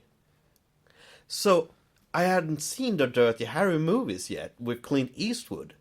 I just didn't know that it did exist something that was called Dirty Harry. So as soon as somebody talked about Dirty Harry, I thought they seen this porno movie. You know? So, like, when my grandfather told me, like, he loves Clint Eastwood and the Dirty Harry movies. And he was like, I was 11, I was like, Jim, it's Dirty Harry tonight on TV. And I was like, I don't think we should see that things together. I want to see that by myself. You know? How long did this failing communication last? Between me and my grandfather? Yeah. Oh, it was just... I never understand that it was Clint Eastwood. I found that out for myself when I was like a teenager. That's a shame. I thought he was sitting there and watching porn. I would love it. I would love to hear the story about you explaining to your granddad what you think Dirty Harry is. No, actually not. But yeah, then it was a movie with Nina Hartley called something like The Devil in Me or something like that. I don't remember the title as well because I never really liked it because it was this guy in that movie that had like a yellow spot on his dick. It was super strange. And it wasn't particularly hot women in it. So I never watched that too many times. But the favorite movies I smuggled out of that wardrobe, you know what that was? Was 2 black cassettes. You know, the envelopes for the cassettes. Containing German amateur hard porn. I fucking loved that. It was so fucking Well, The Germans, they're fucking deprived. They're completely and utterly deranged when it comes to their sexuality. And I do think, I mean, if you look at this historically, yeah. this was one of the things that got Hitler to win over the ladies in Germany of the Weimar Republic, because they were also getting tired of the, just the I know the degeneracy. Weimar Republic. I know the degeneracy in Berlin in the 20s. And we're having that in the US with Bill Nye right now. Just saying. But yeah, I was 8 years old when I the first time saw a small tit girl receiving a golden shower by a big hunk, with that late 80s ponytail. And it was like, yeah, but that wasn't the scene I liked. I liked honestly, I liked the scene with this really big titted woman. I don't remember the titles of the videos because I didn't know German at the time. Where she like pushed up vegetables into her pussy, like cucumbers and bananas. Like when I see that today, Peeled bananas? No, when I see that today and know so much about pesticides that I know, and she didn't use a condom on them or anything, her vagina is probably radioactive by this moment. Probably has cancer. Yeah, and it was a hot blonde babe in it, and a couple of hot blonde babes actually, and it was a scene that I actually hated with a ginger woman and this guy with this huge porno stash, and you had. I understand you. I don't like gingers either. But that was. I watched those tapes many times, and I think it was the whole amateur aspect of it because it felt more real, maybe. But that was my. I was 8 years old when I found those porno tapes. I have to tell you, a friend of mine. I'm going to have him on the show at some point. So I won't name drop it. I will have him tell the story better than me when he comes on. But when he was a kid. I think he was like 11, 12. At some point, he was convinced that he was going to become a porn film director. And whenever I actually have that thought myself. But the thing is, whenever he got called, a perv or stuff like that, he felt unjustly attacked because he wanted to direct porn films with good stories in them. Yeah. And it was, according to him and the way that he thought back then, that was why he wanted to direct porn, because he wanted to tell a story. Okay. Through that. Sex. No, not even through sex, just through the medium. Okay. To his brain, the fucking was irrelevant. Okay. Because I always thought that making some sort of violent sexual art would be one of my big goals in life. I actually have thoughts of it, wanting to make real violent sexual art in an artsy manner, not in a porno manner, because so we are basically talking more like what was it called, Antichrist, and a little less like Filthy Fuckers 5. A little less like Filthy Fuckers. So more. No, but I want to. Antichrist. Yeah. If you put it that way, but I want to make something. It's still a beautiful sex scene with a woman masturbating, or something like that. But you could take every shot of it and turn it into a painting. Something that is that beautiful. And something violent, she could be in like ice cold water and something more. But just I have a couple of ideas that I've written down, but I don't want to talk about it because. But just a question about this, which is very important, and I do feel sort of like a responsibility to the listener to ask this: who the fuck are you going to get to be in ice cold water performing a I didn't say that you had to enjoy it. Yeah, but whom are you? How much do you have to pay for that? I don't know, but money solves the problem. Yeah, but whom are you going to get to do this? I don't know yet. Who's your dream subject in this? A dream subject for this? Yeah, let's do this. Objectification. We were speaking about creating controversy, so this is a good way.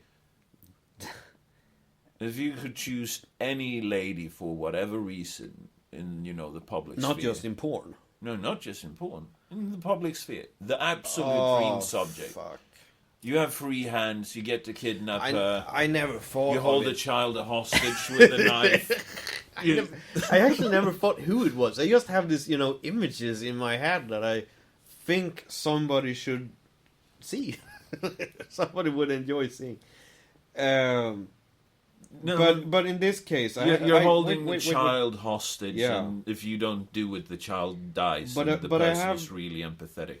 But in just like a masturbation in this scenic ice cold water, I see many blue colors, many dark blue colors with some whites in. So in my head, I want to go for a very skinny, light skinned blonde girl because she would fit. Wait. She would fit the color scheme. Really beautiful. And that is what I'm going for here. I'm not going for, slut bashing or something like that. Or facial abuse. I don't go for anything like that. I just want something that is beautiful, violent, sexual. Mother Teresa. You think that?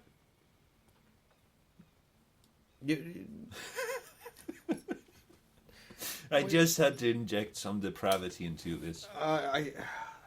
No, but I want to make something like that one day. And one day, maybe I will have the finances, because sure, it will cost money. And it will probably never generate the money. Because is it something that doesn't sell?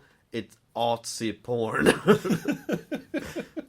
Well, I mean, didn't Antichrist win a bunch of awards? That it's drama in that. I don't want to make something like that. Make a scene that's 2 hours long.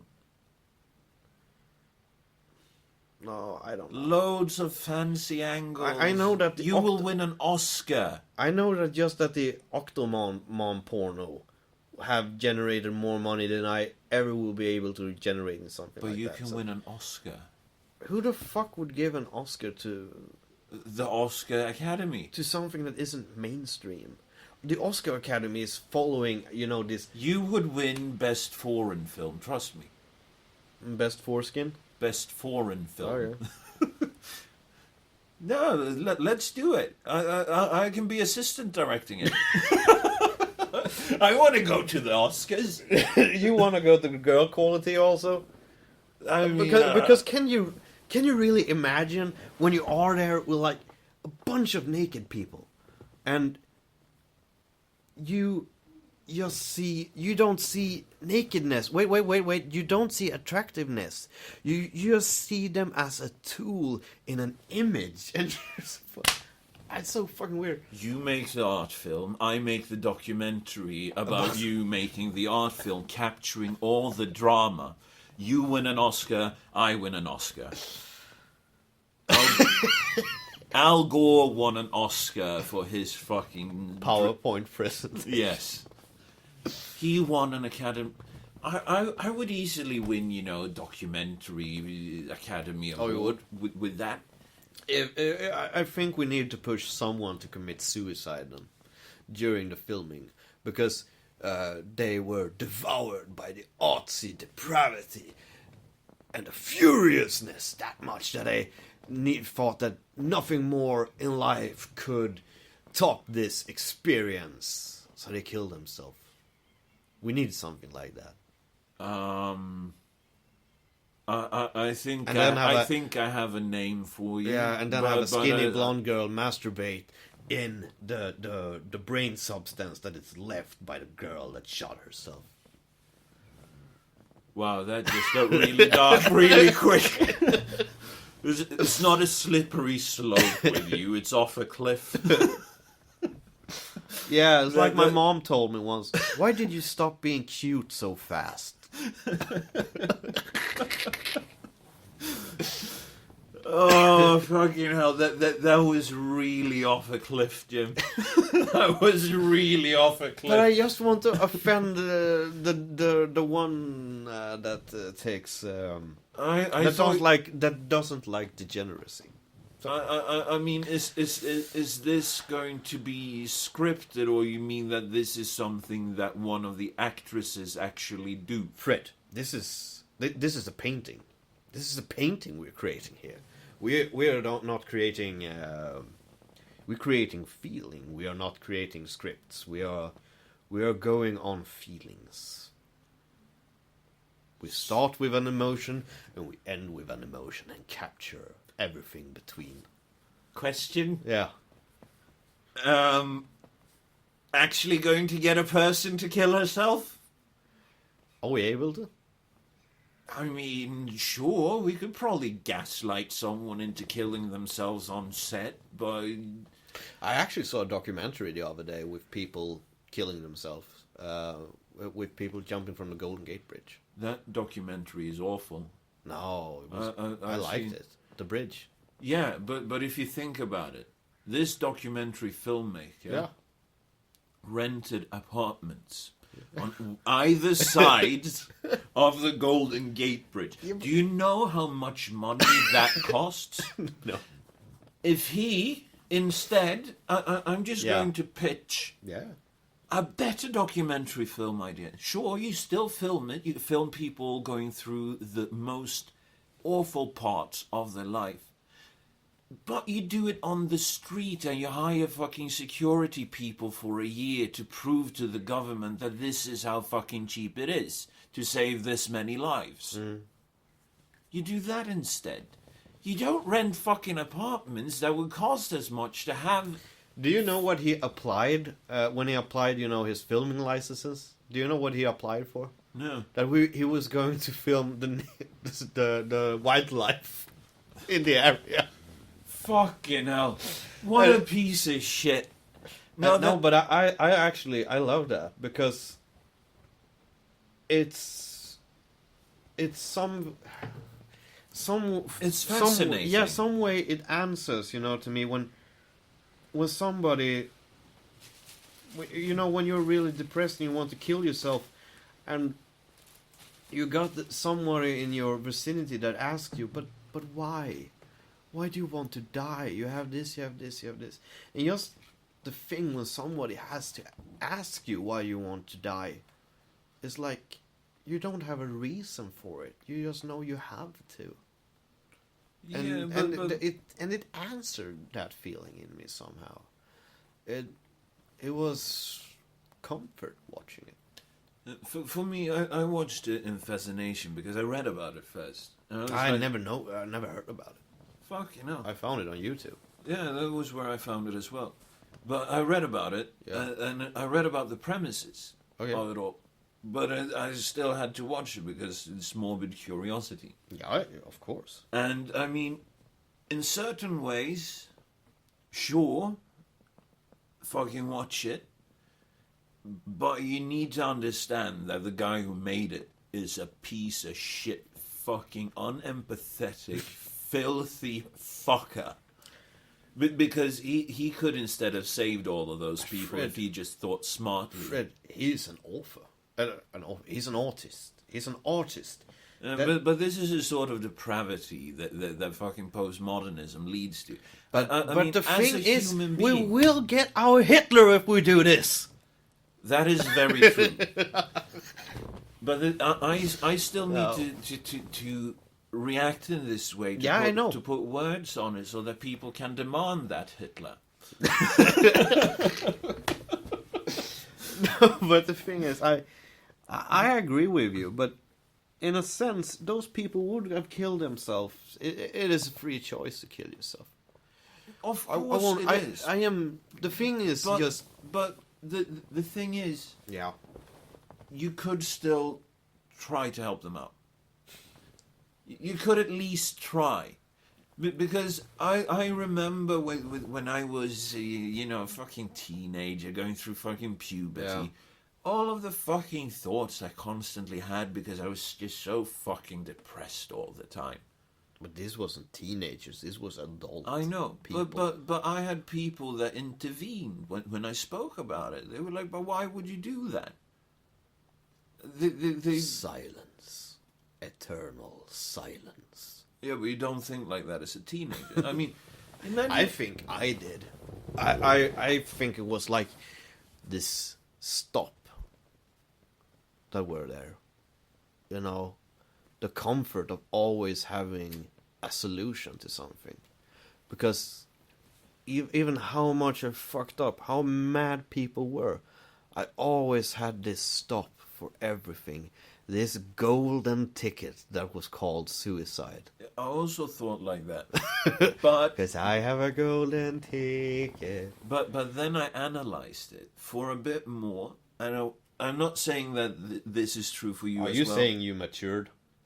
No, but when I'm looking at it, and if I'm completely honest to myself what it was about, what the fuck? It's shining. That dude is a fucking moron. Continue. But the thing is, I also justified it to myself like that.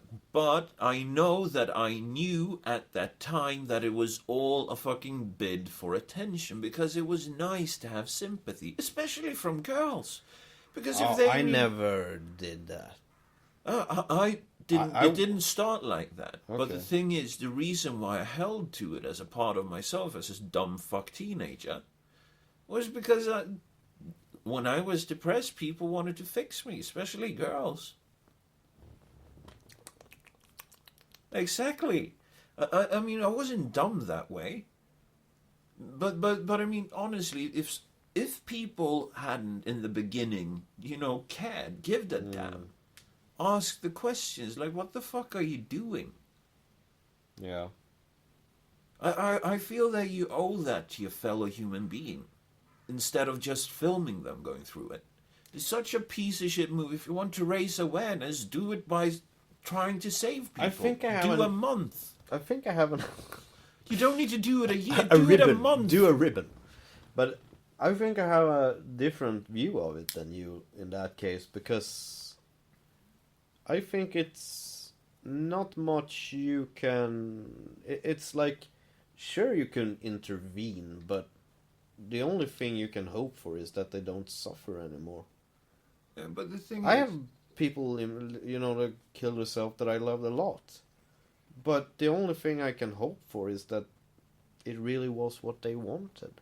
yeah, of course, that is what you can hope for. But I mean, if you think about it, there were many times when I was a teenager, you're going through puberty, your brain is actually pushing at the insides of your skull. That is why you don't work as a teenager. That is why you shouldn't have freedom to decide and choose for yourself as a teenager. That is, yeah, or the country. Yeah. So the thing is, during that time, I was a fucking dick. I was a complete fucking idiot. And I went around and I fucking wanted to be depressed because people cared that way. And by becoming depressed, I also became, on the edge of suicidal. But just by mentioning this, alluding to it, people sat down and spoke to me. Because I thought no one cared. I was so much more of a loner. I understand that now. Yeah. I was so much more of a loner. So for you it might be different. But I mean, imagine if you were actually out at some point. Yeah. You had decided that this happened to me actually. I was out at one point and I was actually going to do something about it. Yeah. And a person rode by on the bicycle where I was standing. And fucking turned around and was like, "Are you okay?" And that just fucking relieved all the pressure. But this fucking piece of shit filmmaker, he didn't even walk around at the bridge looking for people that looked sad and were like, "Are you okay?" I know that you might be at a dark point, but let's have a cup of coffee. I want to talk to you. Yeah. He could have done that. That is humane. That would be actually helping. And still making a piece of art that would probably be a lot more well received. And would probably make him a legend within anyone that, has a bit of a heart. And now you're staring me down. Now he is staring me down. No, but I understand what you're saying, but you can still make art. And I think I'm so much more of a misanthrope than you are. Because fucking piece of shit Facebook app. Sure, I pity that somebody sees that they see, that they don't have anything more in their life. But some of the people that I interviewed in that film, they have had all the chances in the world, and they were in continuous pain of living. I would never be free. That might so be, and but I understand that. But sure, they would have time for a coffee. Yeah. And I would probably... I never would have let anyone jump. I probably would have done like what you said. Like, yeah, sure, you can kill yourself. But you can always kill yourself later. It was like... I actually dealt with this recently. Friend of mine were hitting a psychiatric ward. And she was like, I fucked up so hard now. I can't get back from this. You do understand what I'm saying. And I was like, yeah, I do understand what you're saying.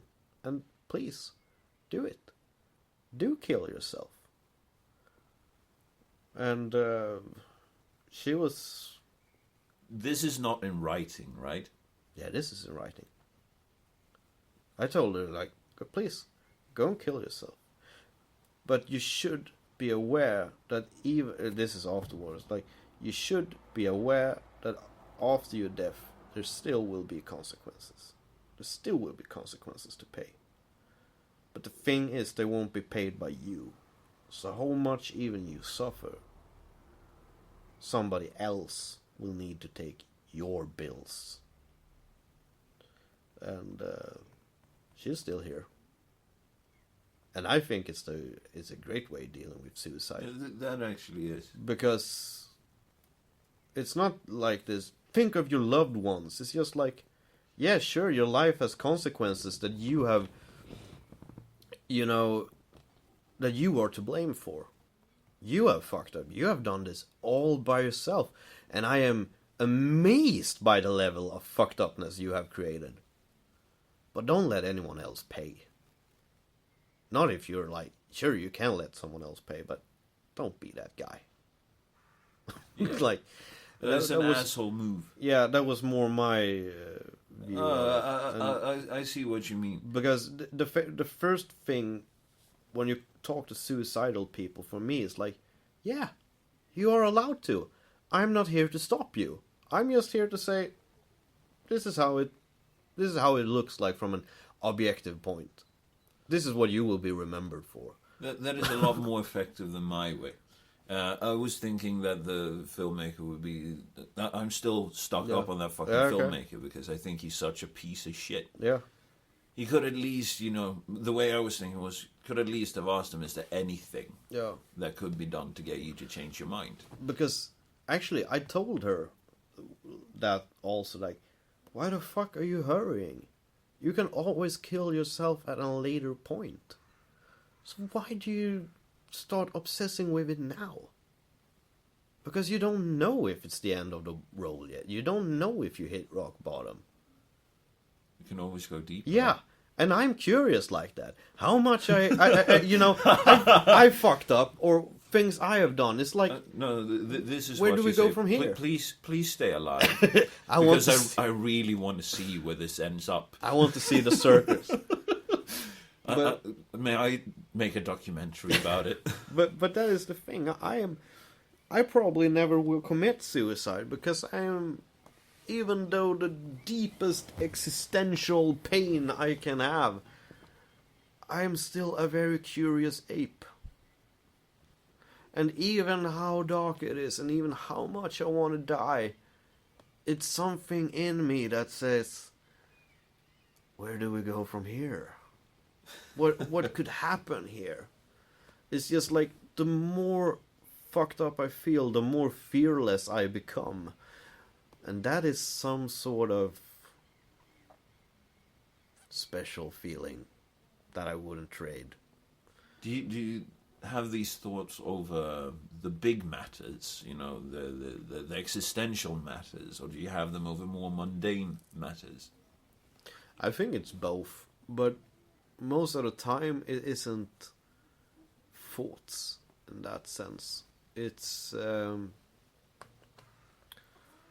it begins with, you know, this terrible screeching pain in you that you just don't want to deal with anymore. You know, I can take years of depression and still come out, you know, fuck, I made it. But and I could be told, like, you will be depressed for 4 years, and I would take it because I know the rules. Any anxiety attack you have feels like the last one you will have, because you won't put up with it. You will die from it because you can take it. You can't deal with it. It doesn't exist rules inside a panic attack and anxiety. And I think, actually, I can say that if I would commit suicide, it could be from 2 factors. First, it could be Hillary Clinton. And secondly, it would be an impulse move. Because it wouldn't be something thought over. I think I won't commit suicide. Thought out. No, I don't think so, because I am too fucking curious. And it could be curiosity in the most strange things. Actually, in like, when I was in like 2014, I was like, the psychiatry ward wanted to, psychiatric care wanted to electrocute me. You know, when they give you electroshock therapy. They wanted to give me that. And I was like, no, I don't want to. Because I have friends that have been put up to it and they weren't the same afterwards. You know, their memories are all fucked up. Huh. And I was like, no, I don't want to do that. And my therapist were like, we understand that. But here, sign this paper that says you will keep yourself alive until the next week. Until our next meeting. What? And I was like, but I ain't not going to kill myself. And she was like, are you sure you're not thinking about killing yourself? Yeah. Wait. Because the reason I didn't want to die is because I never seen the face of Pluto. The New Horizons probe hadn't been past Pluto yet and photoed Pluto. And I was like, I want to be alive to see the face of Pluto.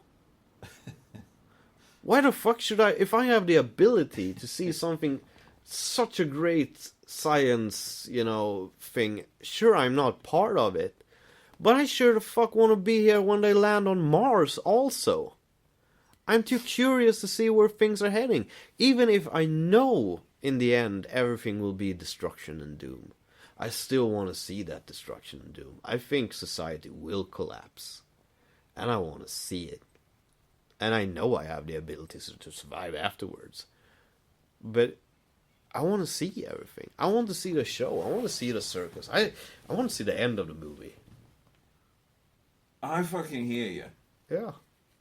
That is as good a reason for anyone, I think, to keep on staying alive. So if you're depressed listening to this, just remember that society is more fucked up than you. Yeah. And you want to see where it goes.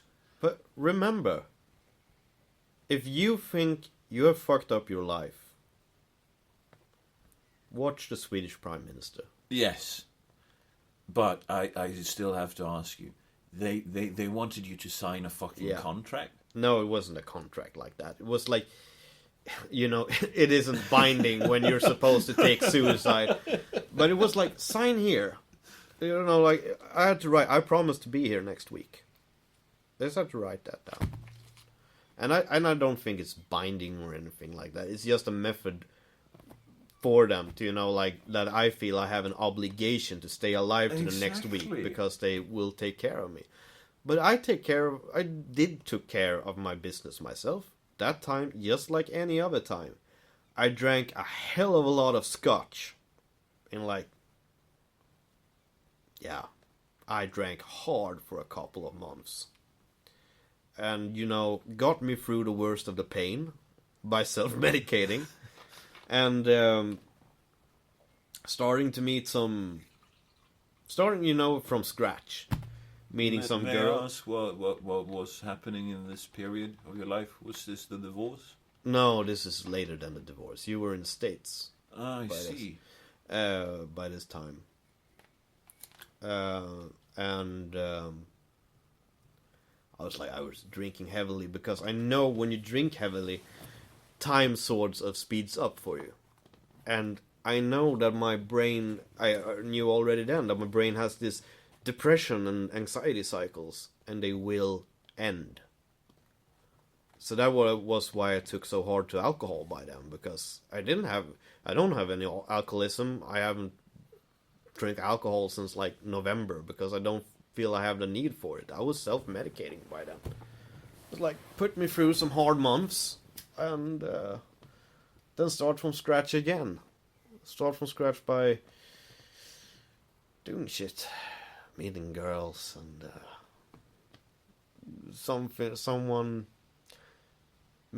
find someone you have an obligation to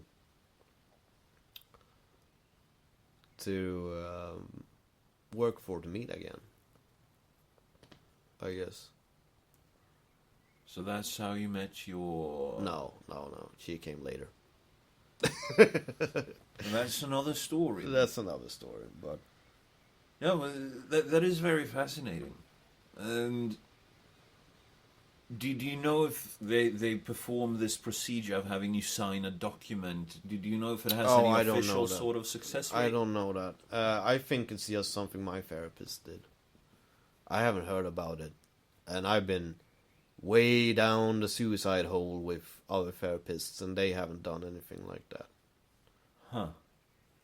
I remember I was put on some mood stabilizers for a while. I fucking hated it. It was the worst thing ever.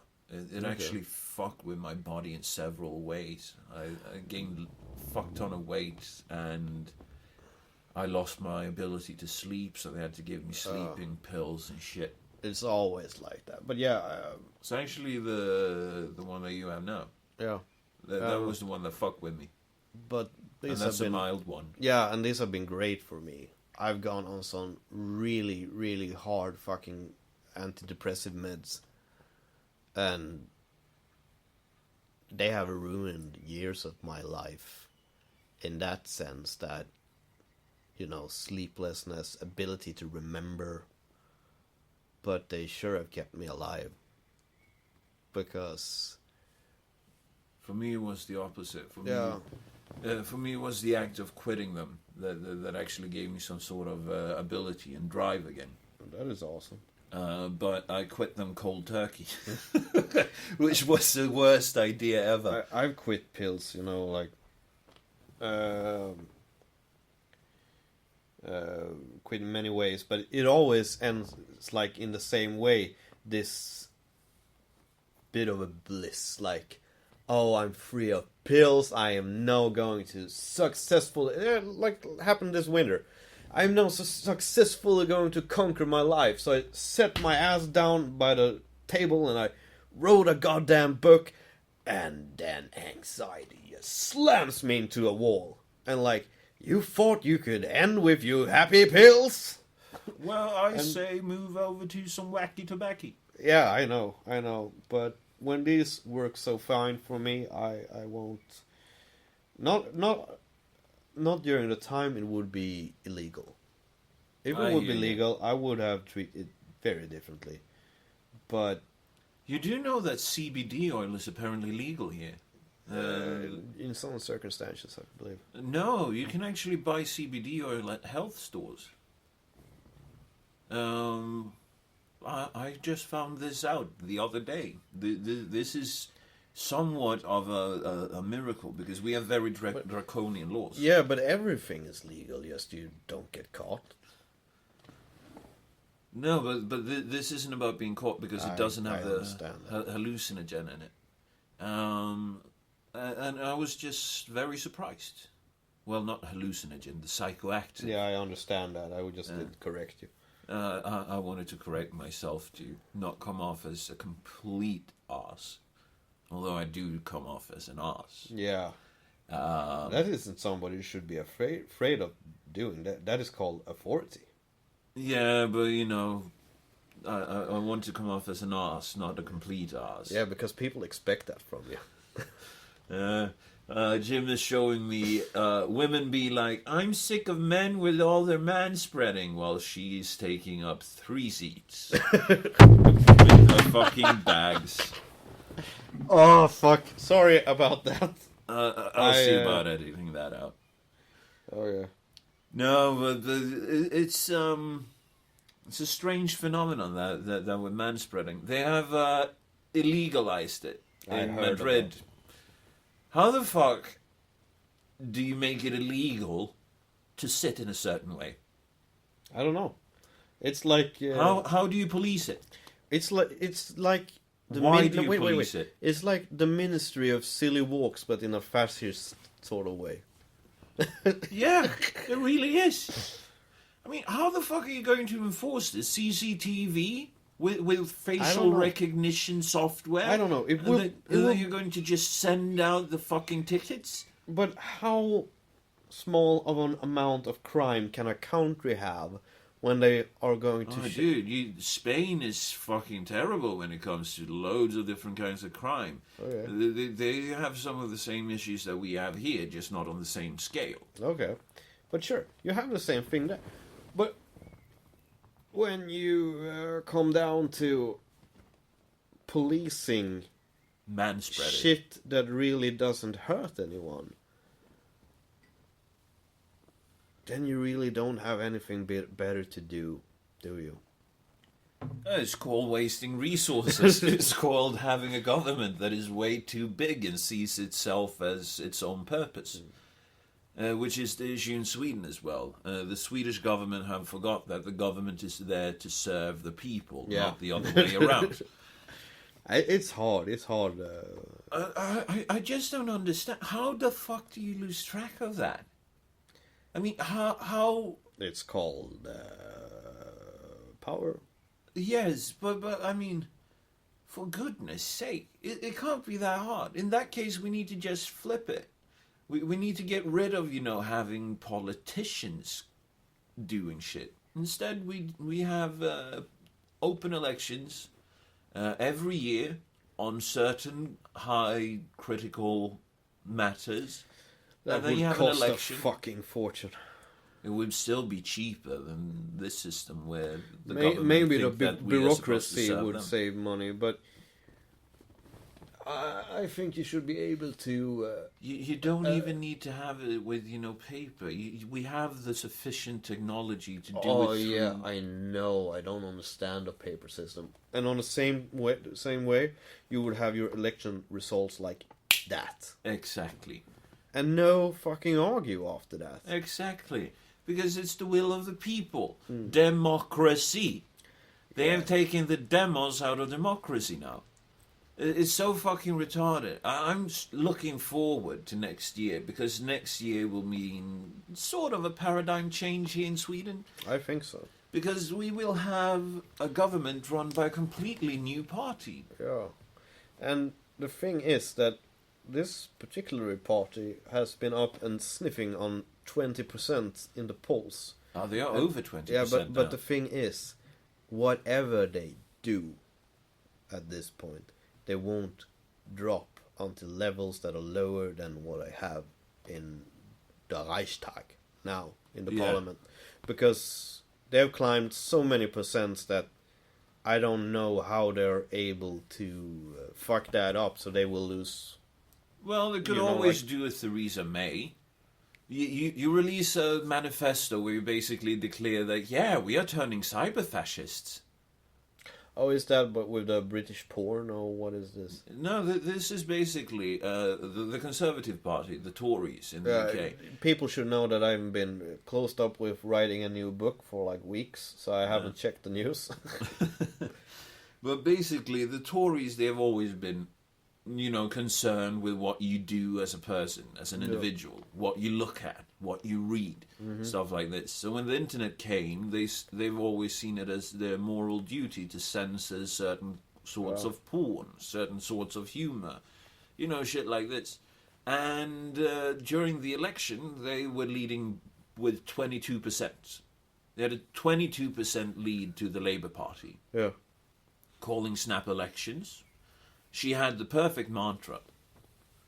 Strong Brexit, strong and stable leadership. That was all she had to say. Instead, she releases a manifesto basically saying we are going to take control over the internet and we're going to allow fox hunting again. That's like the two things.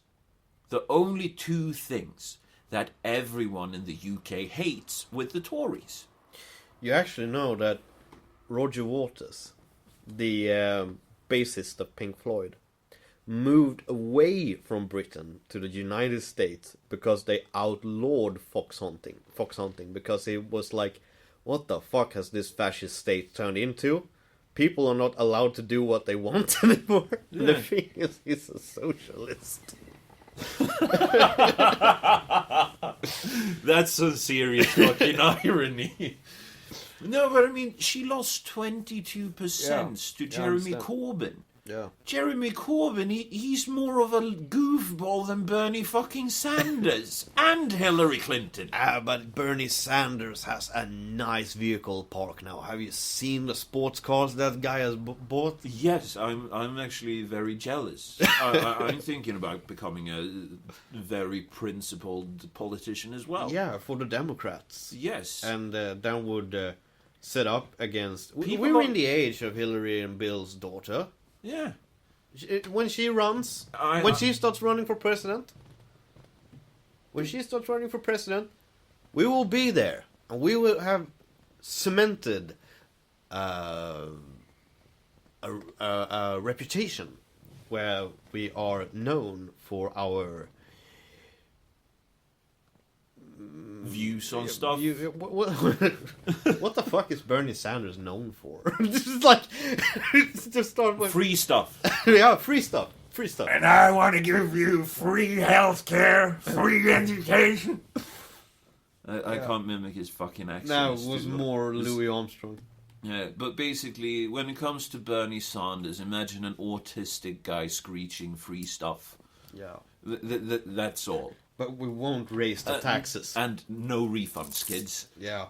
It's always the fun thing. Like, they always go to election with, yeah, we will give you this and that, but we won't raise the taxes.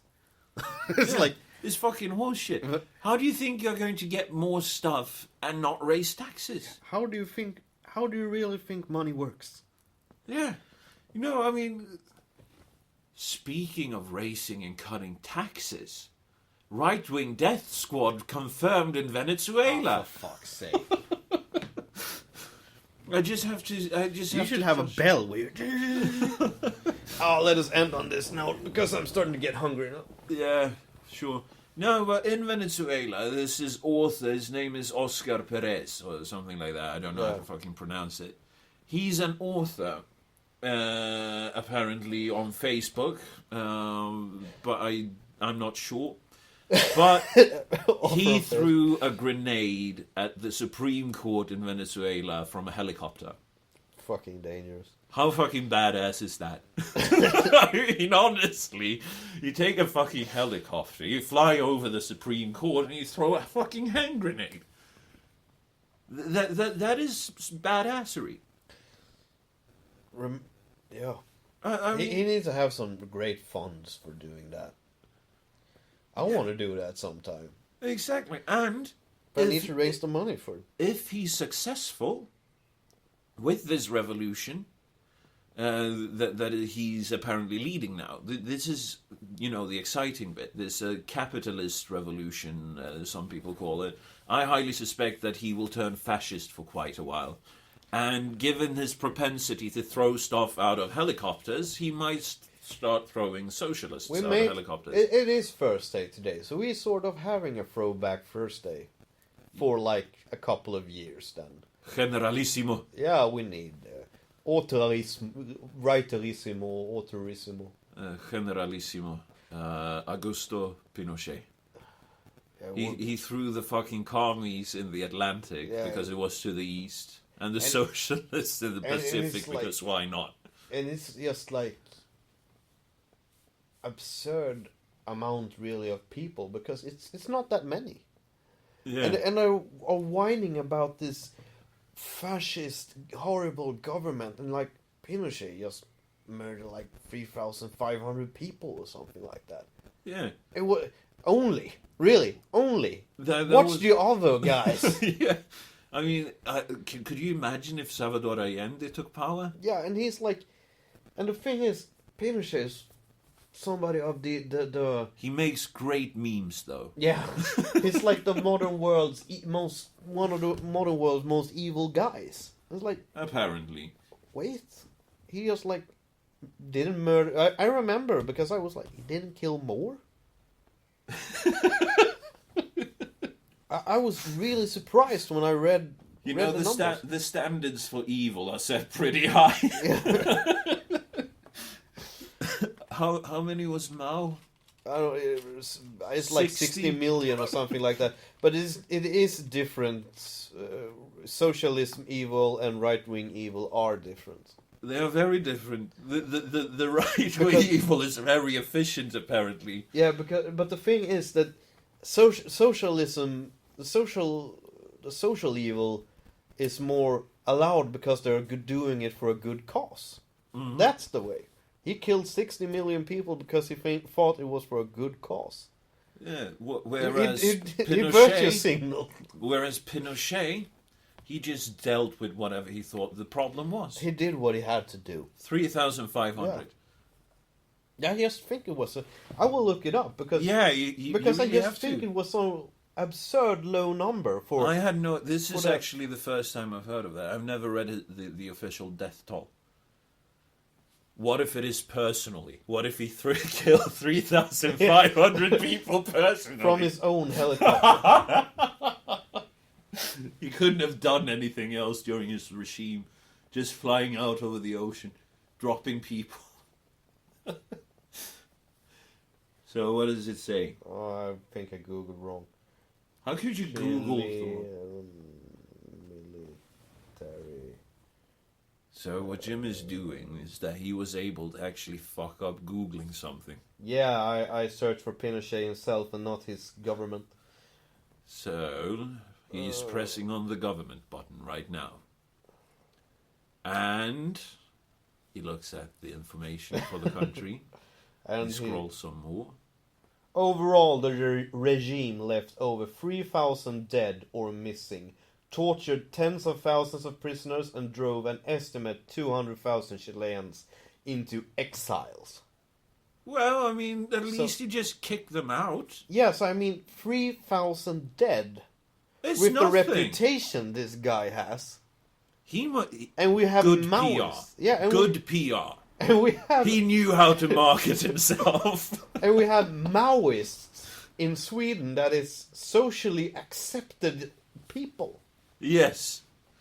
It's like, we support Mao's theories about small revolutions joining up in a bigger revolution. And like, yeah. What about the Pinochet model? Fascist! Yeah. Fascist! Do you know how many people that suffered during Pinochet? 13,500, whereas 3,500 of them were dead. Yeah. Your move, bitch. Yeah. Like, let's compare to the Soviet Union. Oh, shit. I'm going to start my own political philosophy here. I'm going to call it Pinochetism. Pinochet did nothing wrong. He did... Well... 3,500. 3,500. I think the Swedish government have killed more people. Most definitely. Indirectly, maybe, but they still have done it because of their stupid fucking decisions. Like, you know, the central you call, the 911 numbers. Yeah. Like, but in Sweden we have 112 that you call. The Swedish government have sold out that. They have privatized the company that checks the alarm numbers. So now the alarm number people go on a budget. And people have died because they're like, no, it's too expensive to call out an ambulance. Are you shitting me? No, I'm not shitting you. People have died because they're like, you know, in the US, things are like that. If you call 911 and you aren't there to answer, a policeman and an ambulance goes to your known position at the moment. Because they need to check out if something is wrong. Yeah. Here in Sweden, people have called in. There was this... I remember the story about a guy. He was basically dying on the phone with the operator. And they're like, oh no, you can wait until the hospital open up in the morning. Can you walk there? Yeah, and it's like, but I think it's even been a case here in the rural parts of Sweden where we live, with a girl calling in to the alarm, I don't know what it's called, emergency central. Yeah, the central, the dispatch. The dispatch, and her kid was turning blue, choking on something or somewhat, I don't know, or if he had some allergic response. He was turning blue in the face because of lack of oxygen. And the dispatch delayed everything so much, so until that point where she basically crying and begging the mother, you know, on the phone, said, okay, we sent someone. So when the ambulance arrived to the hospital, the child weren't able to be saved. That is... Because, you know, and it is like that now here. Banana Republic. Yeah. Sweden is officially a banana republic. But we don't have bananas, we have pine cones. So I think the Swedish government probably have killed more people. And suffer. Fuck, every guy in retirement is suffering in this country or being tortured. Yeah. By the fucking system. Fucking diet food for losing weight. That's the latest thing. They were given diet food for people desperately trying to lose weight. Yeah. What the fuck is that? You just give them some fucking homemade food. What's wrong with you? It's cheaper to make them food. So the thing that we're trying to get to here is basically that I'm going to turn into the Swedish version of Augusto Pinochet. Yeah. And I'm going to get rid of the political overclass. Just plain and simple. First all the lawyers, then the politicians. That's the important way. Then I will educate new lawyers. It's simple. Military efficiency. Do it, and do it properly. If you have done something wrong, do it again until you have done it right. Exactly. And that is a perfect point to end it. Yeah. Thanks for listening. Bye-bye. To find us, go to facebook.com/greatsra. Also, you can subscribe to us at minds.com/same rules apply, all in one word.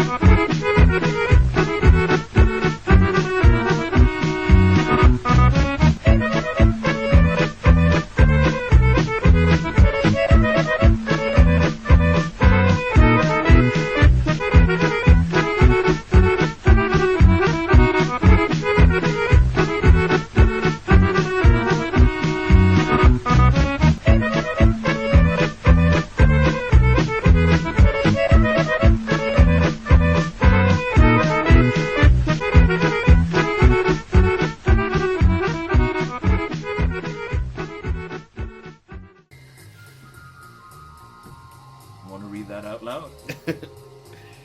Come on. I'll take responsibility for it. Riders of the storm. Riders of the storm. What's that done? Why is men's day not as popular as women's day? Because we cannot celebrate a man's achievements in a single day. Fair point. Very fair point. Riders of the storm. There's a killer on the road. Or that's done. Why? Yeah, I read that one. Wasn't it me that sent that one to you? I thought. Take it in English. This is bonus material.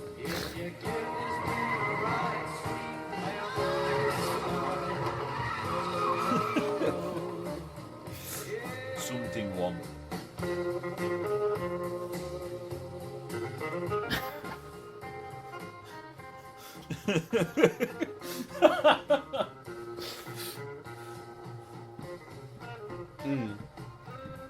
And like the dumbest thing in the universe. Wait, what? He put his... Why would you put your foreskin around a smartphone? Because freedom. Because you can. But I mean, he could have at least have done it with like one of the smaller ones. I mean, honestly, why use this fucking smartphone for that?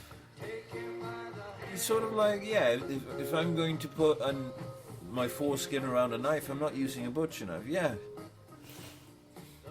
I'm not using a fucking butcher knife. I'm using, you know, the butter knife made out of plastic. If I were to. Nah, if you were. Why would you put a fucking... Curiosity. But what can be so great to find out about putting your foreskin around your smartphone? If you're able to. Well, he obviously was, but... I wonder if it would help Alex Jones. I tried to sell some super male vitality today. You did? Yeah, because there was some virtue signaling guy on my Facebook, and you know, the article about the Orthodox Church guy who said that beards are helping you to conquer gayness or something, like not to become gay or something. True story. Yeah. Exhibit A, Exhibit B. And then they showed this guy on a picture with Putin, and Putin don't have a beard. So I... He has a beard in his aura. It's a bearded soul. Yes, he's a bearded soul. But one funny guy then commented on this, then, and I told him that you have obviously not heard about super male vitality, because you can actually be masculine without having a beard. It's only as an insurance to show that manliness is not a too heavy burden for you to carry. And the joke passed by him, and he answered me like, well, good to know about this super male vitality. So I then wrote something like, yes, now you can stop being a beta male and click on this link, you know. Did you even send him a link? Yeah, I linked to InfoWars. That is fucking brilliant. I get so fucking tired. Next time you should send him a link to YouTube with a specific video. I haven't seen that video actually. It's at the end of every InfoWars clip, basically. Okay. Bye, super male vitality. Okay, I don't watch InfoWars, and I watch compilations sometimes with Alex Jones. Because, yeah, Alex Jones is just such a funny fucker. I love Alex Jones. I'm a human being. I'm an explorer. I like to eat. I like to fuck. I like to have children. And I don't get what people are so scared about when it comes to him, because he's just helping evolution out. And we need something like that. Not only that, I mean, he's right about a scary amount of shit. It's fucking, all the things that he's been right about is fucking scary. I haven't seen any collection of stuff, but yeah. It really makes you think. Yeah. Especially about the gay bomb. Yeah. I've always found it fascinating about just homosexuality, how something like that can conserve itself in a gene pool. But it comes down to bisexuality, I think, that makes it survive. Because yes, I believe in mutations and I believe in genes. I don't believe so much in society and shit like that. I hope.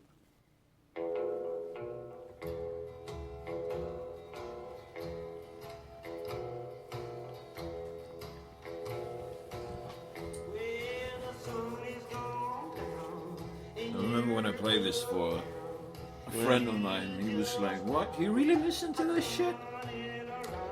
I tell you what I have to listen to now. What the fuck is it? You know who they are, ETC. Ugh. They are creating a new book convention in Gothenburg. Because they want to get away from the ins quotation mark Nazis? Yeah, the 29th to the 3rd of September, ETC and Leopard publisher and literature festival in central Gothenburg. And now names like Gudrun Schyman, Maria Sveland and Johan Ehrenberg are done. They are booked. They are booked to be at the convention. I'm never going to set my foot there.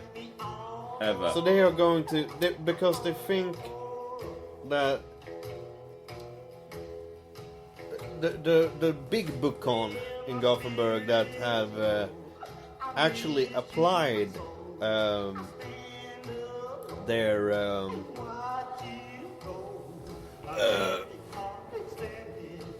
their free word policy and letting both communists and far right people attend and speak or whatever.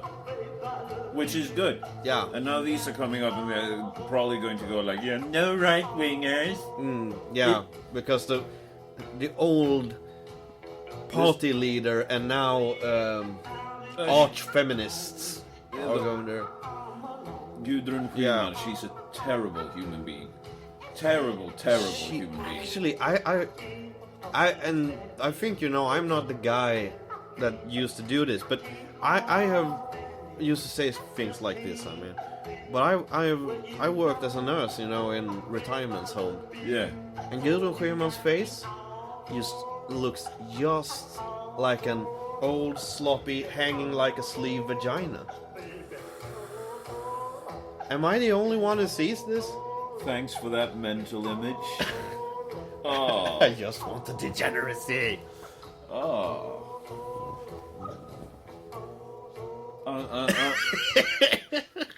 Do you want me to Google image? No, please don't. Oh, no. Please don't.